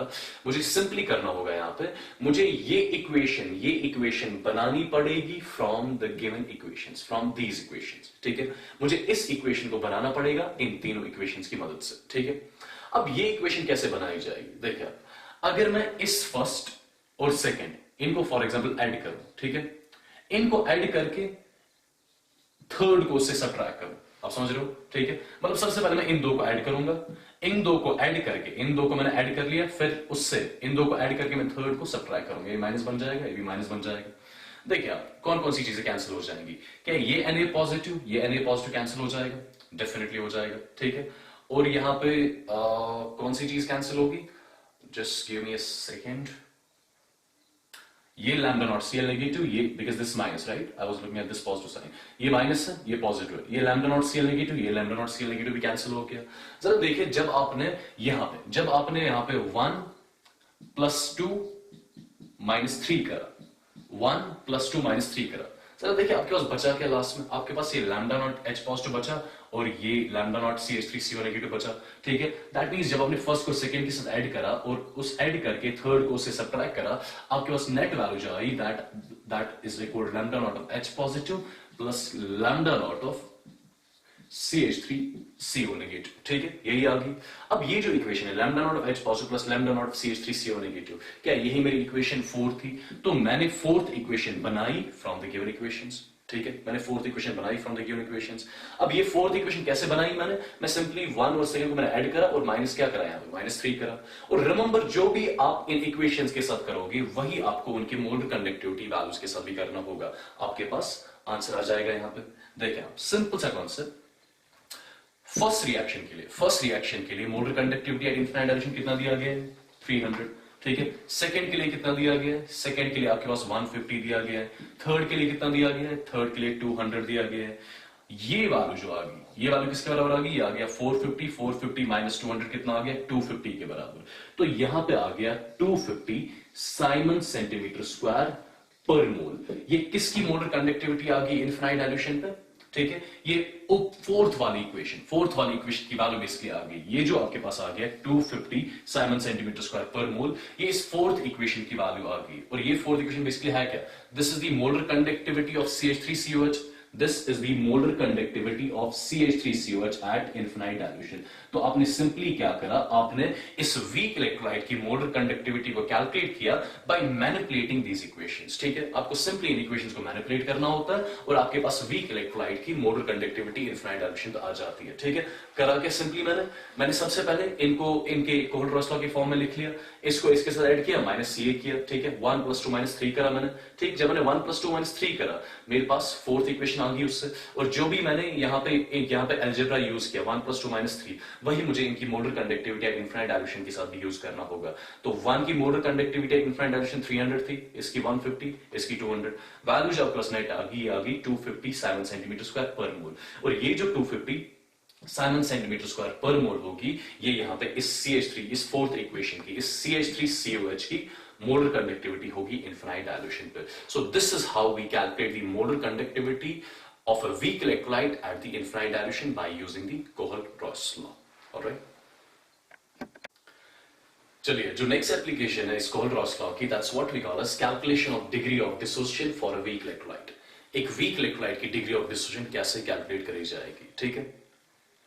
फॉर एग्जाम्पल यहां पर मैंने एक weak electrolyte लिया है AB aqueous, ठीक है। First of all we know, जो भी एक वीक इलेक्ट्रोलाइट होता है वो अपने आयंस के साथ इक्विलिब्रियम में होता है। वीक इलेक्ट्रोलाइट अपने आयंस में कंप्लीटली डिसोसिएट नहीं होता है, ठीक है। तो फर्स्ट ऑफ ऑल ये जो वीक इलेक्ट्रोलाइट लिया है मैंने, ये अपने आयंस के साथ यहाँ पे इक्विलिब्रियम में होगा, और इसके आयंस क्या होंगे? A positive aqueous plus B negative aqueous, ठीक है। अब अगर मैं टाइम t0 की बात करूं, टाइम t0 मतलब हो गया कि यहां पे अभी डिसोसिएशन नहीं हुआ है, ठीक है। आपके पास जो इलेक्ट्रोलाइट है वो इन द फॉर्म ऑफ आयंस नहीं होगा, वो इन the form of electrolyte AB ही होगा, ठीक है। लेट्स से टाइम t0 पे इस इलेक्ट्रोलाइट की कॉन्सेंट्रेशन C के बराबर है, तो ये कुछ बना होगा, ये कुछ नहीं बना होगा, ये भी कुछ नहीं बना होगा, बिकॉज टाइम t0 की बात चल रही है, अभी ये रिएक्शन स्टार्ट नहीं हुई है, ठीक है। अभी ये इलेक्ट्रोलाइट अपनी आयंस में डिसोसिएट नहीं हो चुका है, ठीक। अब अगर इस इलेक्ट्रोलाइट का लेट्स से डिग्री ऑफ डिसोसिएशन किसके बराबर है? अल्फा के बराबर है, ठीक है। इस इलेक्ट्रोलाइट का डिग्री ऑफ डिसोसिएशन अल्फा के बराबर है, ठीक। अगर मैं टाइम t की बात करूं, किसी भी टाइम t पे अगर मैं चेक करूं ये AB कितना बचा है, कितना बचा होगा? C - C अल्फा, ठीक है। ये A पॉजिटिव कितना फॉर्म हुआ होगा? C अल्फा फॉर्म हुआ होगा, और B नेगेटिव कितना फॉर्म हुआ होगा? C अल्फा फॉर्म हुआ होगा, ठीक है। अब सबसे पहली चीज, जब मैं टाइम t0 की बात करूं, क्या टाइम t0 पे सोल्यूशन में कोई आयंस होंगे? कोई आयंस नहीं होंगे। कैन आई से टाइम t0 पे molar conductivity of this weak electrolyte will be equal to 0, ठीक है। ये कब की बात है? टाइम t0 की। क्यों? बिकॉज आपके पास सोल्यूशन में कोई आयन है ही नहीं, ठीक है। और जो वी नो, जो भी मोलर कंडक्टिविटी एक सोल्यूशन की होती है वो उसके आयंस की वजह से होती है। अगर आयंस है ही नहीं टाइम t0 पे, तो इस सोल्यूशन की, इस इलेक्ट्रोलाइटिक सोल्यूशन की मोलर कंडक्टिविटी किसके बराबर होगी? 0 के बराबर, ठीक है। अब किसी भी टाइम t पे अगर मैं चेक करूं, AB कितना बचा है? कितना बचा है? C alpha. A positive form हो चुके हैं, दैट मींस आयंस आपके पास अब सोल्यूशन में आ चुके हैं। अगर मैं अब देखूं टाइम t पे molar conductivity of this solution, let's say वो किसके बराबर है? लैम्डा m के बराबर है, ठीक है। वी नो, जो भी एक सोल्यूशन की मोलर कंडक्टिविटी होती है वो उसके आयंस की वजह से होती है। कैन आई से जितने नंबर ऑफ आयन सोल्यूशन में ज्यादा होंगे उतनी मोलर कंडक्टिविटी की वैल्यू ज्यादा होगी, डेफिनेटली, ठीक है। अब सबसे पहली चीज, वी नो मोलर कंडक्टिविटी किस पे डिपेंड करता है? ये number of ions in solution पे डिपेंड करता है। जितने नंबर ऑफ आयंस ज्यादा होंगे उतनी मोलर कंडक्टिविटी की वैल्यू ज्यादा होगी, ठीक है। अब ये नंबर ऑफ आयंस सोल्यूशन में कैसे ज्यादा होंगे? नंबर ऑफ आयंस तब ज्यादा होंगे जब अल्फा की वैल्यू ज्यादा होगी, ठीक है। सिंपली आई कैन से, जब अल्फा की वैल्यू ज्यादा होगी उस टाइम पे नंबर ऑफ आयंस ज्यादा होंगे। अगर नंबर ऑफ आयंस ज्यादा है, आई कैन से मोलर कंडक्टिविटी भी ज्यादा होगी। तो आई कैन से टाइम t पे molar conductivity is directly proportional to what? Is directly proportional to the value of alpha, ठीक है। जितनी अल्फा की वैल्यू ज्यादा होगी उतने नंबर ऑफ आयंस ज्यादा आ चुके होंगे, और जितने नंबर ऑफ आयंस ज्यादा आ चुके होंगे उतनी मोलर कंडक्टिविटी की वैल्यू ज्यादा आ चुकी होगी, ठीक है। अब अगर मैं इनफिनाइट डाइल्यूशन की बात करूं, किसकी बात करूं? इनफिनाइट डाइल्यूशन की, ठीक है। इन्फिनाइट डायल्यूशन पे वी नो एक इलेक्ट्रोलाइट पूरा डिसोसिएट हो चुका होता है अपने आयंस में, ठीक है। तो इन्फिनाइट डायल्यूशन पे आपके पास यहां पे कुछ बचा होगा, कुछ नहीं बचा होगा, ठीक है। इन्फिनाइट डायल्यूशन पे आपके पास यहां पे ए पॉजिटिव कितना होगा, इसकी कॉन्सेंट्रेशन सी के बराबर होगी, और बी नेगेटिव की कॉन्सेंट्रेशन भी किसके बराबर होगी, सी के बराबर होगी। क्यों? Time T is equal to 0 पे ए भी कितना था, सी। इन्फिनाइट डायल्यूशन पे ये पूरा डिसोसिएट हो चुका होगा अपने आयंस में। एक मोल से कितने मोल्स बन रहे, एक मोल, तो सी से कितना बनेगा, सी बनेगा। एक मोल से कितने मोल्स बन रहे, एक मोल, तो सी से कितना बनेगा, सी बनेगा यहां पे। तो आपके पास इन्फिनाइट डायल्यूशन पे ए पॉजिटिव की कॉन्सेंट्रेशन सी के बराबर आ गई, बी नेगेटिव की कॉन्सेंट्रेशन किसके बराबर आ गई, ये भी सी के बराबर आ गई। और इन्फिनाइट डायल्यूशन पे आपके पास ए भी नहीं बचा होगा, आपके पास ये पूरा किस में डिसोसिएट हुआ होगा, इसके आयंस में डिसोसिएट हुआ होगा, ठीक है। अब इन्फिनाइट डायल्यूशन पे यहां पे ए पॉजिटिव की कॉन्सेंट्रेशन किसके बराबर है, सी के बराबर। दैट मींस यहां पे अल्फा की वैल्यू कितनी रही होगी, 1 के बराबर। यहां पे अल्फा की वैल्यू कितनी रही होगी, 1 के बराबर रही होगी, ठीक है। और इन्फिनाइट डायल्यूशन पे मोलर कंडक्टिविटी का मैक्सिमम वैल्यू होता है, जो किससे डिनोट किया जाता है, लैम्डा नॉट एम से डिनोट किया जाता है। This is the molar conductivity of this electrolyte at infinite dilution, ठीक है। And we know molar conductivity किसके प्रोपोर्शनल होती है, अल्फा के प्रोपोर्शनल होती है। और यहां पे इस वाले केस में अल्फा की वैल्यू किसके बराबर है, 1 के बराबर है, ठीक है। अब फर्स्ट ऑफ ऑल देखिए आप, अगर मैं इसको मैं 1 मान के चल रहा हूं, ठीक है, ये आपके पास 2 आ गया, ठीक है। अगर मैं इन दोनों को डिवाइड करूं, दोनों को डिवाइड करके मेरे पास क्या आ जाएगा, दोनों को डिवाइड करके मेरे पास एक एक्सप्रेशन आ जाएगा, जिससे मैं अल्फा की वैल्यू किसी भी वीक इलेक्ट्रोलाइट के लिए कैलकुलेट कर पाऊंगा, ठीक है। और कैसे कैलकुलेट कर पाऊंगा वो देखिए आप यहां पे। देखिए अब जब मैं दोनों को यहां पर डिवाइड करूंगा, मेरे पास अल्फा की वैल्यू आ जाएगी, अल्फा की वैल्यू आ जाएगी lambda M divided by lambda not M. Whereas lambda M को क्या बोलते हैं, लैम्डा एम को बोलेंगे हम molar conductivity at a given concentration, ठीक है, divided by lambda not M को क्या बोलते हैं, molar conductivity at infinite dilution, molar conductivity at infinite dilution. ये आपके पास एक फॉर्मूला बन गई, जिससे आप हमेशा क्या कैलकुलेट किया करोगे, आप डिग्री ऑफ डिस्टेंस की वैल्यू कैलकुलेट किया करोगे, ठीक है। इसको एक और फॉर्म में भी हम लिख सकते हैं। देखिए अल्फा किसके बराबर आ गया, lambda M divided by lambda not M, ठीक है। अब ऑलरेडी हम पढ़ चुके हैं, अगर आपको याद होगा, इक्विवेलेंट कंडक्टिविटी किसके बराबर होती है, molar conductivity divided by N factor, ठीक है। Equivalent conductivity is equal to molar conductivity divided by N factor, ये डिस्कस कर चुके हो, ठीक है। अगर मैं ऐसी एक और चीज लिखूं यहां पर, equivalent conductivity at infinite dilution will be equal molar conductivity at infinite dilution divided by N factor, ठीक है। अब यहां पे आप क्या करें, अब यहां पे लैम्डा एम की वैल्यू यहां पे रखें। लैम्डा एम किसके बराबर आ गया, ये आ जाएगा lambda E cube multiplied by N factor of the electrolyte divided by lambda not E cube की value, I mean lambda not M की वैल्यू रखें यहां पे, ये भी किसके बराबर आ जाएगा, lambda not E cube multiplied by N factor of the electrolyte. Since electrolyte का एन फैक्टर यहां पे कैंसिल हो जाएगा, तो आपके पास एक और फॉर्मूला आ गई अल्फा की वैल्यू कैलकुलेट करने की, डिग्री ऑफ डिस्टेंस कैलकुलेट करने की, that will be lambda E Q divided by lambda not E Q, ठीक है। तो आपके पास बेसिकली दो फॉर्मुलाज आ गए, जिससे आप किसी भी वीक इलेक्ट्रोलाइट का डिग्री ऑफ डिस्टेंस कैलकुलेट कर पाओगे, ठीक है। ये लैम्डा ई क्यू यहां पे क्या होगा, this will be the equivalent conductivity of the weak electrolyte at a given concentration, ठीक है। और ये क्या हो जाएगा, this will be the equivalent conductivity of the same electrolyte at infinite dilution, ठीक है। तो आपके पास बेसिकली अल्फा कैलकुलेट करने की दो फॉर्मुलाज आ गई, ठीक। अभी मैं इंप्लीकेशंस नहीं दिखा रहा हूं कोई एप्लीकेशंस पे। फर्स्ट ऑफ ऑल मैं यहां पे तीसरी एप्लीकेशन भी यहां पे कवर करूंगा, उसके बाद एक साथ हम इंप्लीकेशंस किया करेंगे, ठीक है। चलिए, जो कोहलरॉस लॉ की सबसे लास्ट एप्लीकेशन है, that's what we call as the calculation of solubility and solubility product of sparingly soluble salt। सबसे पहले डिस्कस किया होगा क्लास 11 में आपने इक्विलिब्रियम में, स्पेरिंगली सॉल्युबल सॉल्ट क्या होता है, ठीक है। कोई भी एक ऐसा सॉल्ट जिसको वाटर में डाला जाएगा और वो बहुत ही कम डिसॉल्व हो जाएगा वाटर में, ठीक है, उस सॉल्ट को क्या बोलेंगे, that's what we call a sparingly soluble salt, ठीक है। आई कैन से जो स्पेरिंग सॉल्युबल सॉल्ट्स होते हैं, दे डिसॉल्व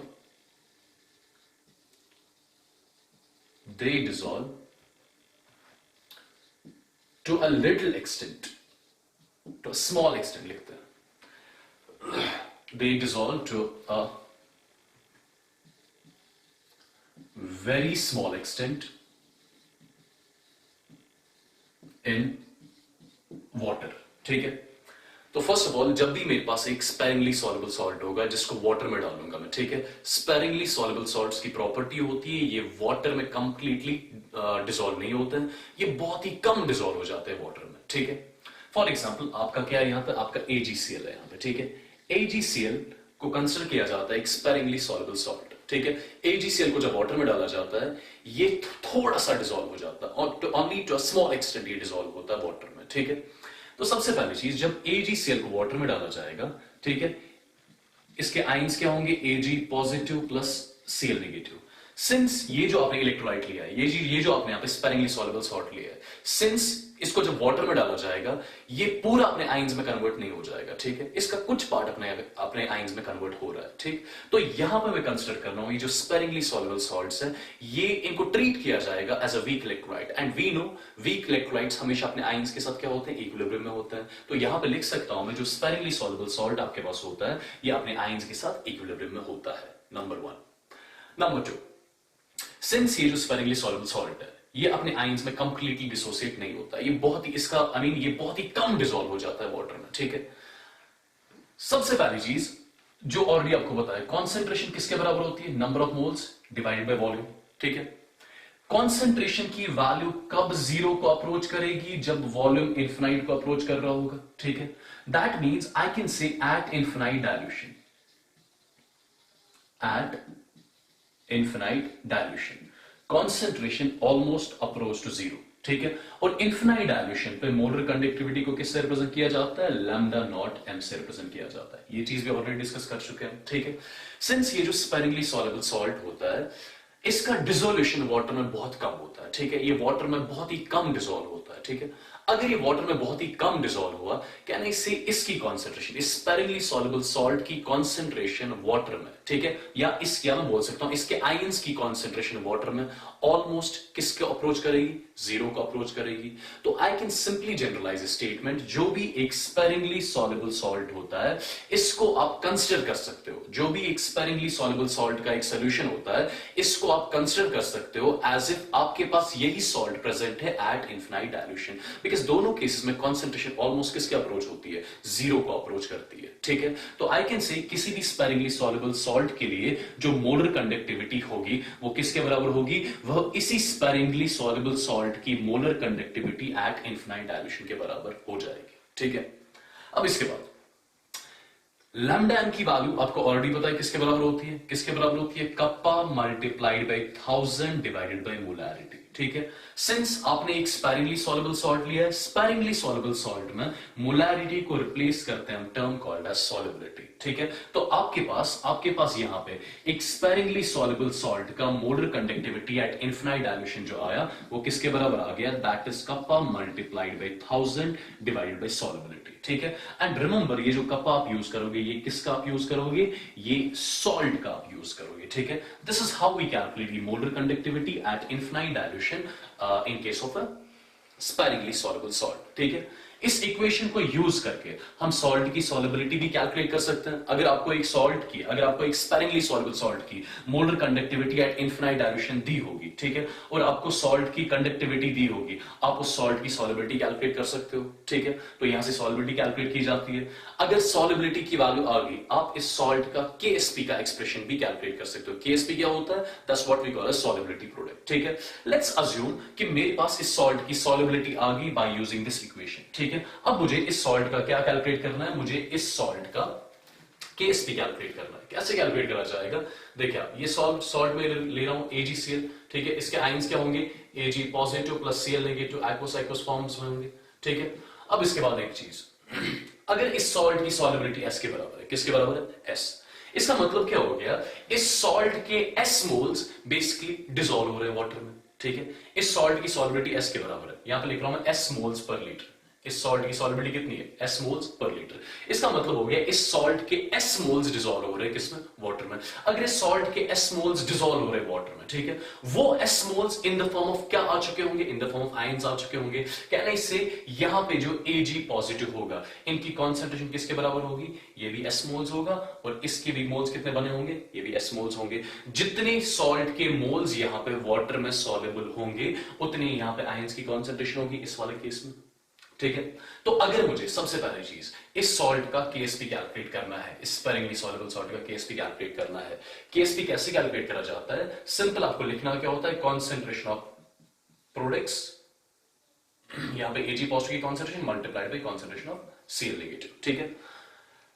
तो आप यहां पे केएसपी कैलकुलेट कर सकते हो कैसे? Ag पॉजिटिव की कॉन्सेंट्रेशन कितनी आ गई आपके पास, S मोल्स पर लीटर, इसकी कॉन्सेंट्रेशन कितनी आ गई, ये भी S moles per litre, SS कितना हो गया, S स्क्वायर। दैट मींस आप इस सॉल्ट का केएसपी का वैल्यू कैलकुलेट कर सकते हो। हाउ? आपको जो सॉल्युबिलिटी होगी उसको सिंपली क्या करना होगा, स्क्वायर करना होगा, ठीक है। सिमिलरली अगर मेरे पास लेट्स से कोई सॉल्ट है इन the form of AB2, let's say मेरे पास एक जनरल सॉल्ट है, general sparingly soluble salt AB2 aqueous, ठीक है। फर्स्ट ऑफ ऑल अगर स्पेरिंगली सॉल्युबल सॉल्ट है, ये अपने आयंस के साथ इक्विलिब्रियम में होगा, इसके आयंस क्या होंगे, A di positive aqueous plus twice B negative aqueous, ठीक है।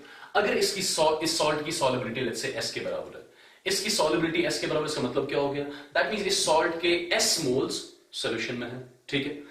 अगर इस सॉल्ट के S मोल्स डिसॉल्व हो चुके हैं, अगर इस सॉल्ट के S मोल्स डिसॉल्व हो चुके हैं, जो डिसॉल्व्ड मोल्स इस सॉल्ट के होंगे वो किसके फॉर्म में होंगे, आयंस के फॉर्म में होंगे, ठीक है। अब ध्यान से देखिए आप, एक मोल से कितने मोल्स बन रहे हैं, एक मोल बन रहे हैं, तो S मोल से कितना बनना चाहिए, इसके भी S मोल्स बने होंगे, ठीक है।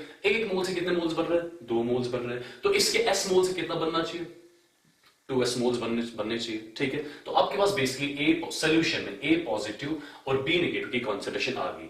अगर मुझे इस सॉल्ट का केएसपी भी कैलकुलेट करना होगा, केएसपी कैसे कैलकुलेट किया जाएगा, I will simply writing concentration of A di positive multiplied by concentration of B negative और रेज पावर 2, ठीक है। यहाँ का स्टोइचियोमेट्रिक क्वेश्चन 1 था, तो केएसपी का एक्सप्रेशन यहाँ पे आ जाएगा, A डाई पॉजिटिव की कॉन्सेंट्रेशन कितनी है S, B नेगेटिव की कॉन्सेंट्रेशन किसके बराबर, 2s का क्या लिया जाएगा, स्क्वायर लिया जाएगा, तो केएसपी का एक्सप्रेशन इस सॉल्ट के लिए किसके बराबर आ गया, 4s क्यूब के बराबर आ जाएगा। और मैं अज्यूम कर रहा हूं ये जो s यहाँ पे इन्वॉल्व हो रहा है, ठीक है, ये s कहां से आता है, ये इक्वेशन यूज करके मेरे पास s की वैल्यू आ रही है, और s की वैल्यू अगर आ गई आपको तो आप इस स्पेरिंगली सॉल्युबल सॉल्ट का केएसपी कैलकुलेट कर सकते हो। अब ये जो हमने बेसिकली 3 एप्लीकेशंस पढ़ ली कोल्ड-रॉस लॉ के, ठीक है, इनको क्वेश्चंस में कैसे यूज किया जाएगा अब हमें वो चीज देखनी है, ठीक है। बहुत ही इंपॉर्टेंट कॉन्सेप्ट था कोल्ड-रॉस लॉ, जिसके आपने 3 मेन इंपॉर्टेंट एप्लीकेशंस देख लिए, ठीक है। अब क्वेश्चंस में कैसे यूज किया जाएगा वो हम आगे देखेंगे। चलिए आप इस कोल्ड-रॉस लॉ पे जो भी क्वेश्चंस बनते हैं वो कैसे डिस्कस किए जाएंगे, ठीक है।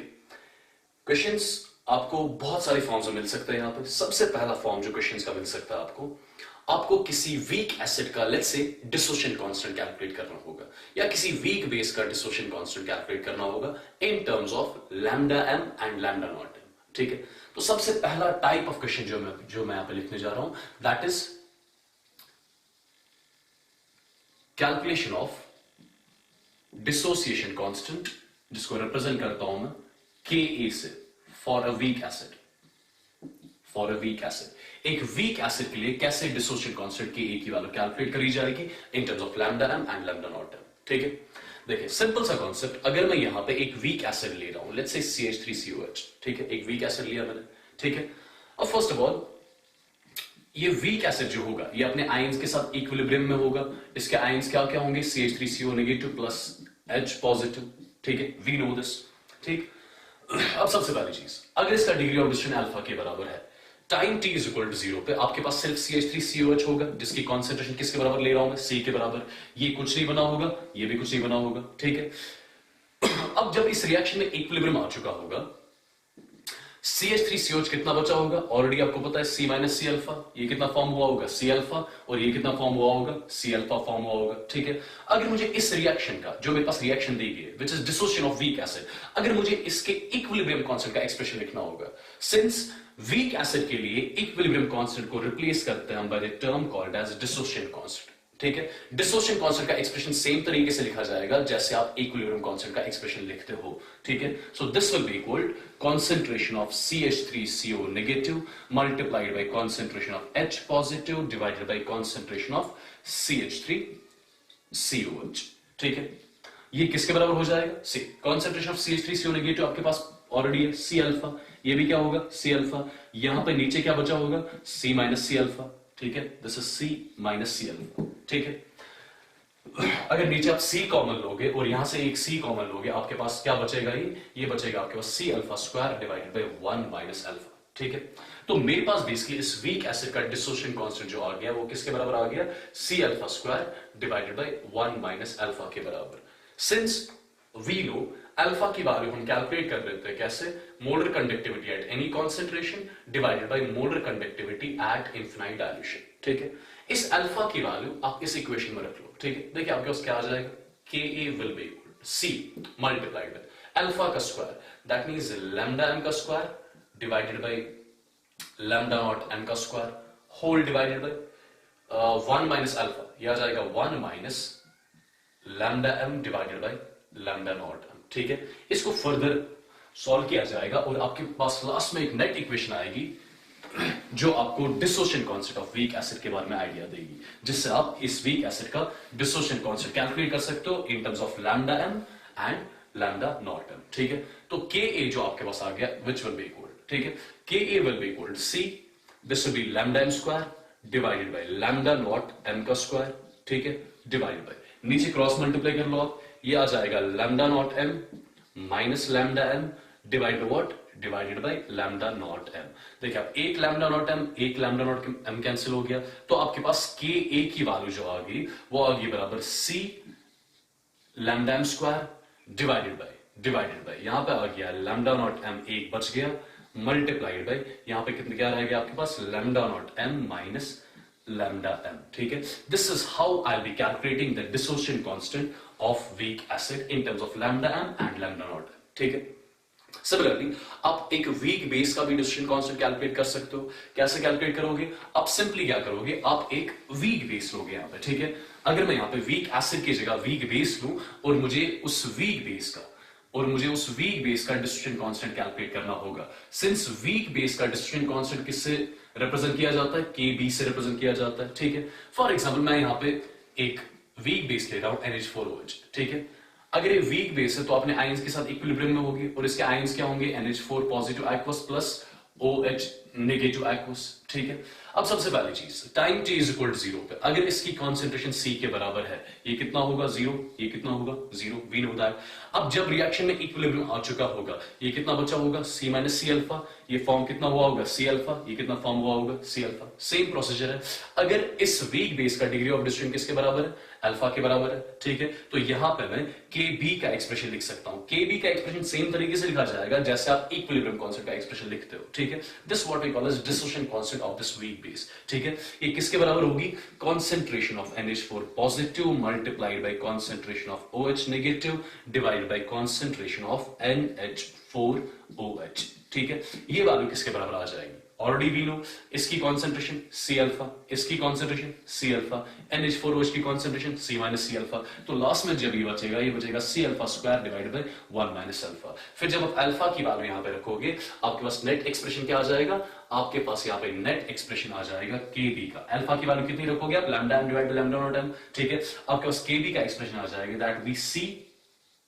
C lambda M square divided by lambda naught m multiplied by lambda naught m minus lambda m। जैसा आपका dissociation constant of weak acid आया था, वैसा ही आपके पास यहाँ पे dissociation constant of weak base आ जाएगा। ठीक है, ये एक टाइप के पैटर्न्स क्वेश्चन पैटर्न्स यहाँ पे बनते हैं, आपको डिसोसिएशन कांस्टेंट कैलकुलेट करने होते हैं वीक एसिड्स के और वीक बेसिस के। ठीक है, अब इसी पे दूसरे टाइप ऑफ क्वेश्चंस कैसे बनेंगे वो क्वेश्चंस मैं आपको यहाँ पे कराता हूँ पहले। ठीक है,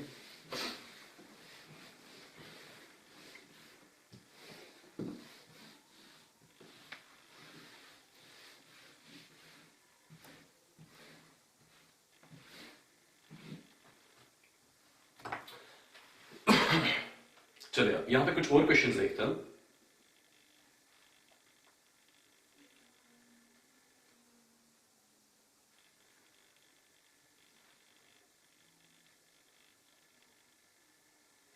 क्वेश्चन आपके पास दिया गया है, the conductivity of CH3COH at infinite dilution is 390.7। This is basically आप यहां पे इसको मॉडिफाई कर लेना, this is molar conductivity of CH3COH at infinite dilution is 390.7 Siemens centimeter square per mole, ठीक है? And for 0.01 molar CH3COH is 3.907 Siemens centimeter square per mole. Calculate alpha and pH of solution. आपको इस question में basically alpha calculate करना है और solution का pH calculate करना है। देखिए आपके पास molar conductivity of CH3COH at infinite dilution दी गई है, दैट मींस आपको lambda not m for CH3COH दिया गया है जिसकी वैल्यू दी गई है 390.7। ठीक है, मैं सिर्फ यहां पे अब यूनिट्स नहीं लिखूंगा मैं, ठीक है यार, यूनिट्स आपको पता है Simon centimetre square per mole, ठीक है, मैं यूनिट्स के बगैर यहां पे लिख रहा हूं।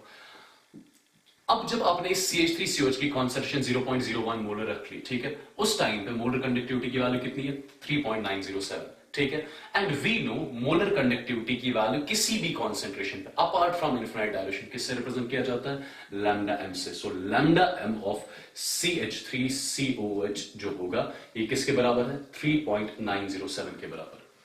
अगर आप ध्यान से देखोगे आपके पास CH3COH का लैम्डा नॉट m दिया गया है, CH3COH का लैम्डा m दिया गया है। क्या हम इस CH3COH के लिए अल्फा कैलकुलेट कर सकते हैं? अल्फा की वैल्यू किसके बराबर होती है lambda m divided by lambda not m।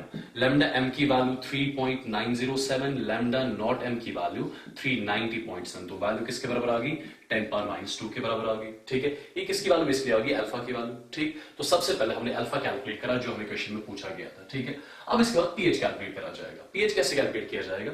देखिए सिंपल सा तरीका है, सिंस CH3COH जो है ये वीक एसिड है, CH3COH ये अपने आयंस के साथ इक्विलिब्रियम में होता है। वी नो इसके आयंस क्या क्या होता है CH3CO negative aqueous plus H positive aqueous. ठीक है, time t is equal to 0 पे, time t is equal to 0 पे इसकी कॉन्सेंट्रेशन कितनी होती है C, ये कितना होता है पहले 0, ये कितना होता है 0।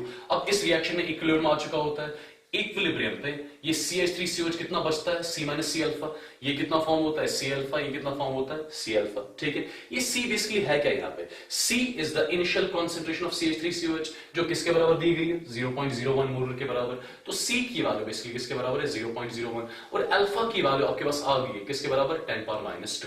ठीक है, अब फर्स्ट ऑफ ऑल जब इस रिएक्शन में इक्विलिब्रियम आ चुका होगा आपके पास सॉल्यूशन में, आपके पास कंटेनर में रिजल्टिंग H पॉजिटिव की वैल्यू किसके बराबर आएगी, आई मीन H पॉजिटिव की कॉन्सेंट्रेशन किसके बराबर होगी C अल्फा के बराबर होगी। सॉल्यूशन में आपके पास जो रिजल्टिंग H पॉजिटिव कॉन्सेंट्रेशन होगी वो कितनी होगी C अल्फा। क्या आपके पास C की वैल्यू ऑलरेडी है which is 0.01, अल्फा की वैल्यू ऑलरेडी है which is 10⁻², वैल्यू किसके बराबर आ गई 10⁻⁴ के बराबर आ गई। सिंस आपके पास H पॉजिटिव कॉन्सेंट्रेशन आ गई, क्या मैं डायरेक्टली अब सॉल्यूशन का pH कैलकुलेट कर सकता हूं which will be minus log of H positive concentration. ठीक है, वैल्यू होगी minus log of H positive concentration किसके बराबर आ चुका है 10⁻⁴। तो सॉल्यूशन का जो आपका pH आ रहा होगा अभी वो किसके बराबर होगा pH of the solution will be equal to 4। तो ये भी इसके आपके पास दो टाइप के क्वेश्चन थे, एक था बेसिक अल्फा कैलकुलेट करना, दूसरा आपके पास इस सॉल्यूशन का pH कैलकुलेट करना था। एक बार अल्फा आ गया मैंने उससे H पॉजिटिव कॉन्सेंट्रेशन कैलकुलेट करी, एक बार H पॉजिटिव कॉन्सेंट्रेशन आ गई उसको माइनस लॉग से मल्टीप्लाई कर लिया, मेरे पास क्या आ जाएगा pH आ जाएगा। सिमिलरली अगर इसी क्वेश्चन में POH पूछा गया होता है 25 डिग्री सेंटीग्रेड पे तो रिलेशन कौन सी यूज कर लेते हैं, उसके बाद pH आपके पास आ गया था, फिर आप लिखते pH प्लस POH जो होता है किसके बराबर होता है 14 की एट 25 डिग्री सेंटीग्रेड। तो POH की वैल्यू किसके बराबर आती है 14 माइनस pH। ठीक है, which will be equal to 14 minus pH 4 के बराबर आ गया। तो POH की वैल्यू इसी सॉल्यूशन के लिए किसके बराबर आती है 10 के बराबर आती है एट 25 डिग्री सेंटीग्रेड। ठीक है, this is how we calculate alpha and pH of the solution. चलिए जो नेक्स्ट क्वेश्चन आपके पास दिया गया, the specific conductance of a saturated solution of AgCl। Specific conductance मतलब कंडक्टिविटी, तो सबसे पहली चीज K की वैल्यू दी गई है। ठीक है, of AgCl is 2.28 multiplied by 10⁻⁻6। ठीक है, find the Ksp of AgCl if lambda naught of AgCl। आपको lambda not m of AgCl भी आपको दिया गया which is given as 138.3 Siemens centimeter square पर मोल। ठीक है, हमें कैलकुलेट क्या करना है, we are suppose calculate Ksp of AgCl। सबसे पहली चीज AgCl एक स्पेरिंगली सॉल्युबल सॉल्ट होता है। ठीक है, और स्पेरिंगली सॉल्युबल सॉल्ट के लिए अभी इक्वेशन हमने एक देखी थी, what was that was lambda naught m of sparingly soluble salt, that is AgCl, will be equal K multiplied by 1000 divided by solubility. याद है आपको? ठीक है, ये K यहाँ पे किसका होता था? सॉल्ट का होता था। सिंस सॉल्ट कौन सा? AgCl, इसका K वैल्यू आपको दिया गया है। ठीक है, K ऑफ सॉल्ट आपको दिया गया है। ठीक, what are we suppose calculate? KSP calculate करने के लिए, सॉल्युबिलिटी प्रोडक्ट कैलकुलेट करने के लिए हमारे पास किसकी वैल्यू होनी चाहिए? सॉल्युबिलिटी की वैल्यू होनी चाहिए। सबसे पहली चीज what I will be doing is I will be using the relation lambda naught m of AgCl is equal to K of salt multiplied with 1000 divided by S। ठीक है, तो सबसे पहले इक्वेशन यहां पे यूज की जाएगी lambda not m of AgCl किसके बराबर है? Conductivity of the salt multiplied by 1000 divided by solubility. ठीक है, या मैं इसको ऐसे भी लिख सकता हूं, solubility is equal to conductivity of the salt multiplied by 1000 divided by lambda not m of AgCl। ठीक है, अब सबसे पहली चीज आपको कंडक्टिविटी ऑफ सॉल्ट दिया गया है किसके बराबर?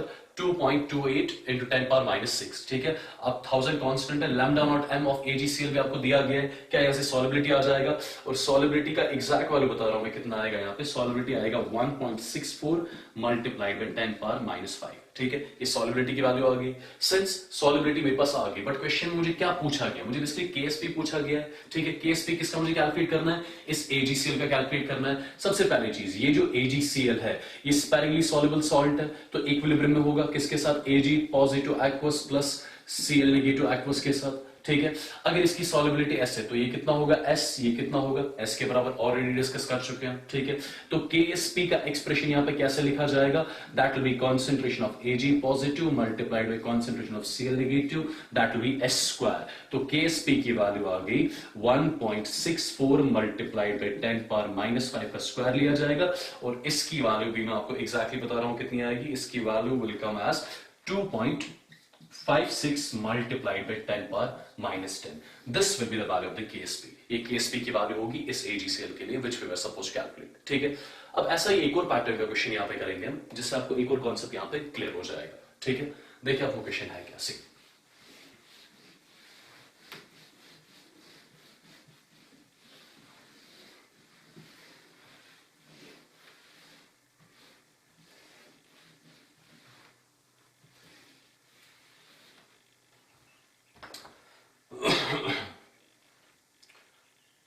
क्वेश्चन आपके पास दिया गया है the conductivity of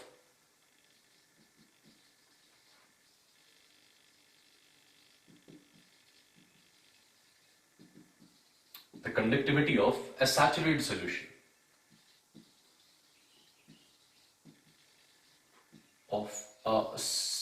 solution of AgBr AgBr भी यहां पे स्पेरिंगली सॉल्युबल सॉल्ट है। ठीक है, is 8.5 multiplied by 10 power minus 7 Simon centimeter inverse. If lambda naught of Ag positive and lambda naught of Br negative are 62 and 78 respectively, calculate the solubility जो S से represent कर रहा हूं and KSP solubility product of AgBr। हमें AgBr की एक तो solubility calculate करनी है और इसी का solubility product कैलकुलेट करना है। ठीक है, सबसे पहली चीज आपको क्या दिया गया है? आपके पास saturated solution of AgBr दिया गया है। ठीक है, AgBr is considered as the sparingly soluble salt, सबसे पहली चीज। ठीक है, और इस AgBr की आपको कंडक्टिविटी दी गई है। I'll say conductivity of this AgBr, conductivity of this salt is given as how much? It's given as 8.5 multiplied by 10 power minus 7 Simon centimeter inverse. ठीक है, what are we supposed to calculate? We are supposed to calculate solubility and solubility product. ठीक है, अब first of all, since AgBr is a sparingly soluble salt, तो इसके लिए equation एक use की जाएगी lambda naught m of AgBr। खुद ही बता सकते हो आप किसके बराबर होगा? That be conductivity K, conductivity of salt, salt कौन सा? AgBr। ठीक है, multiplied by 1000 divided by solubility. ठीक है, ये इक्वेशन यहां पे यूज करी जाएगी सॉल्युबिलिटी अगर कैलकुलेट करनी होगी।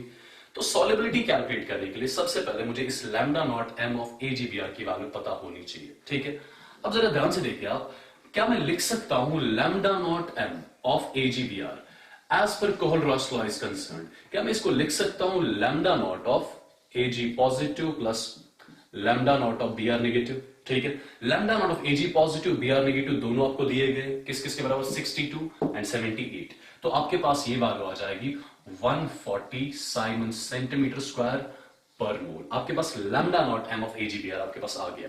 कैसे कैलकुलेट किया मैंने? Simply by using Kohlrausch law. ठीक है, अब लैम्डा नॉट एम की वैल्यू आपके पास आ गई, I mean lambda not M of AgBr आ गया आपके पास।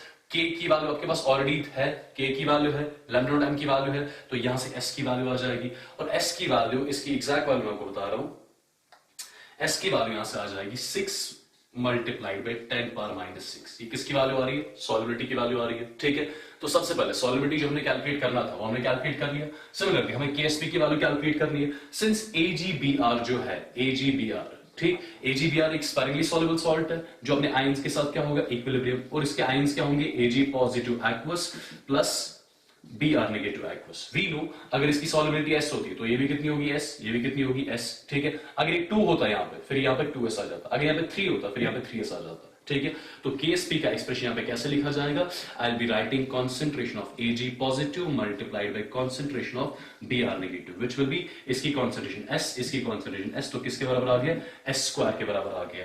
S की वैल्यू ऑलरेडी आ चुकी है, that is 6 into 10 to the power, ये -5 लिख लिया मैंने कि -6।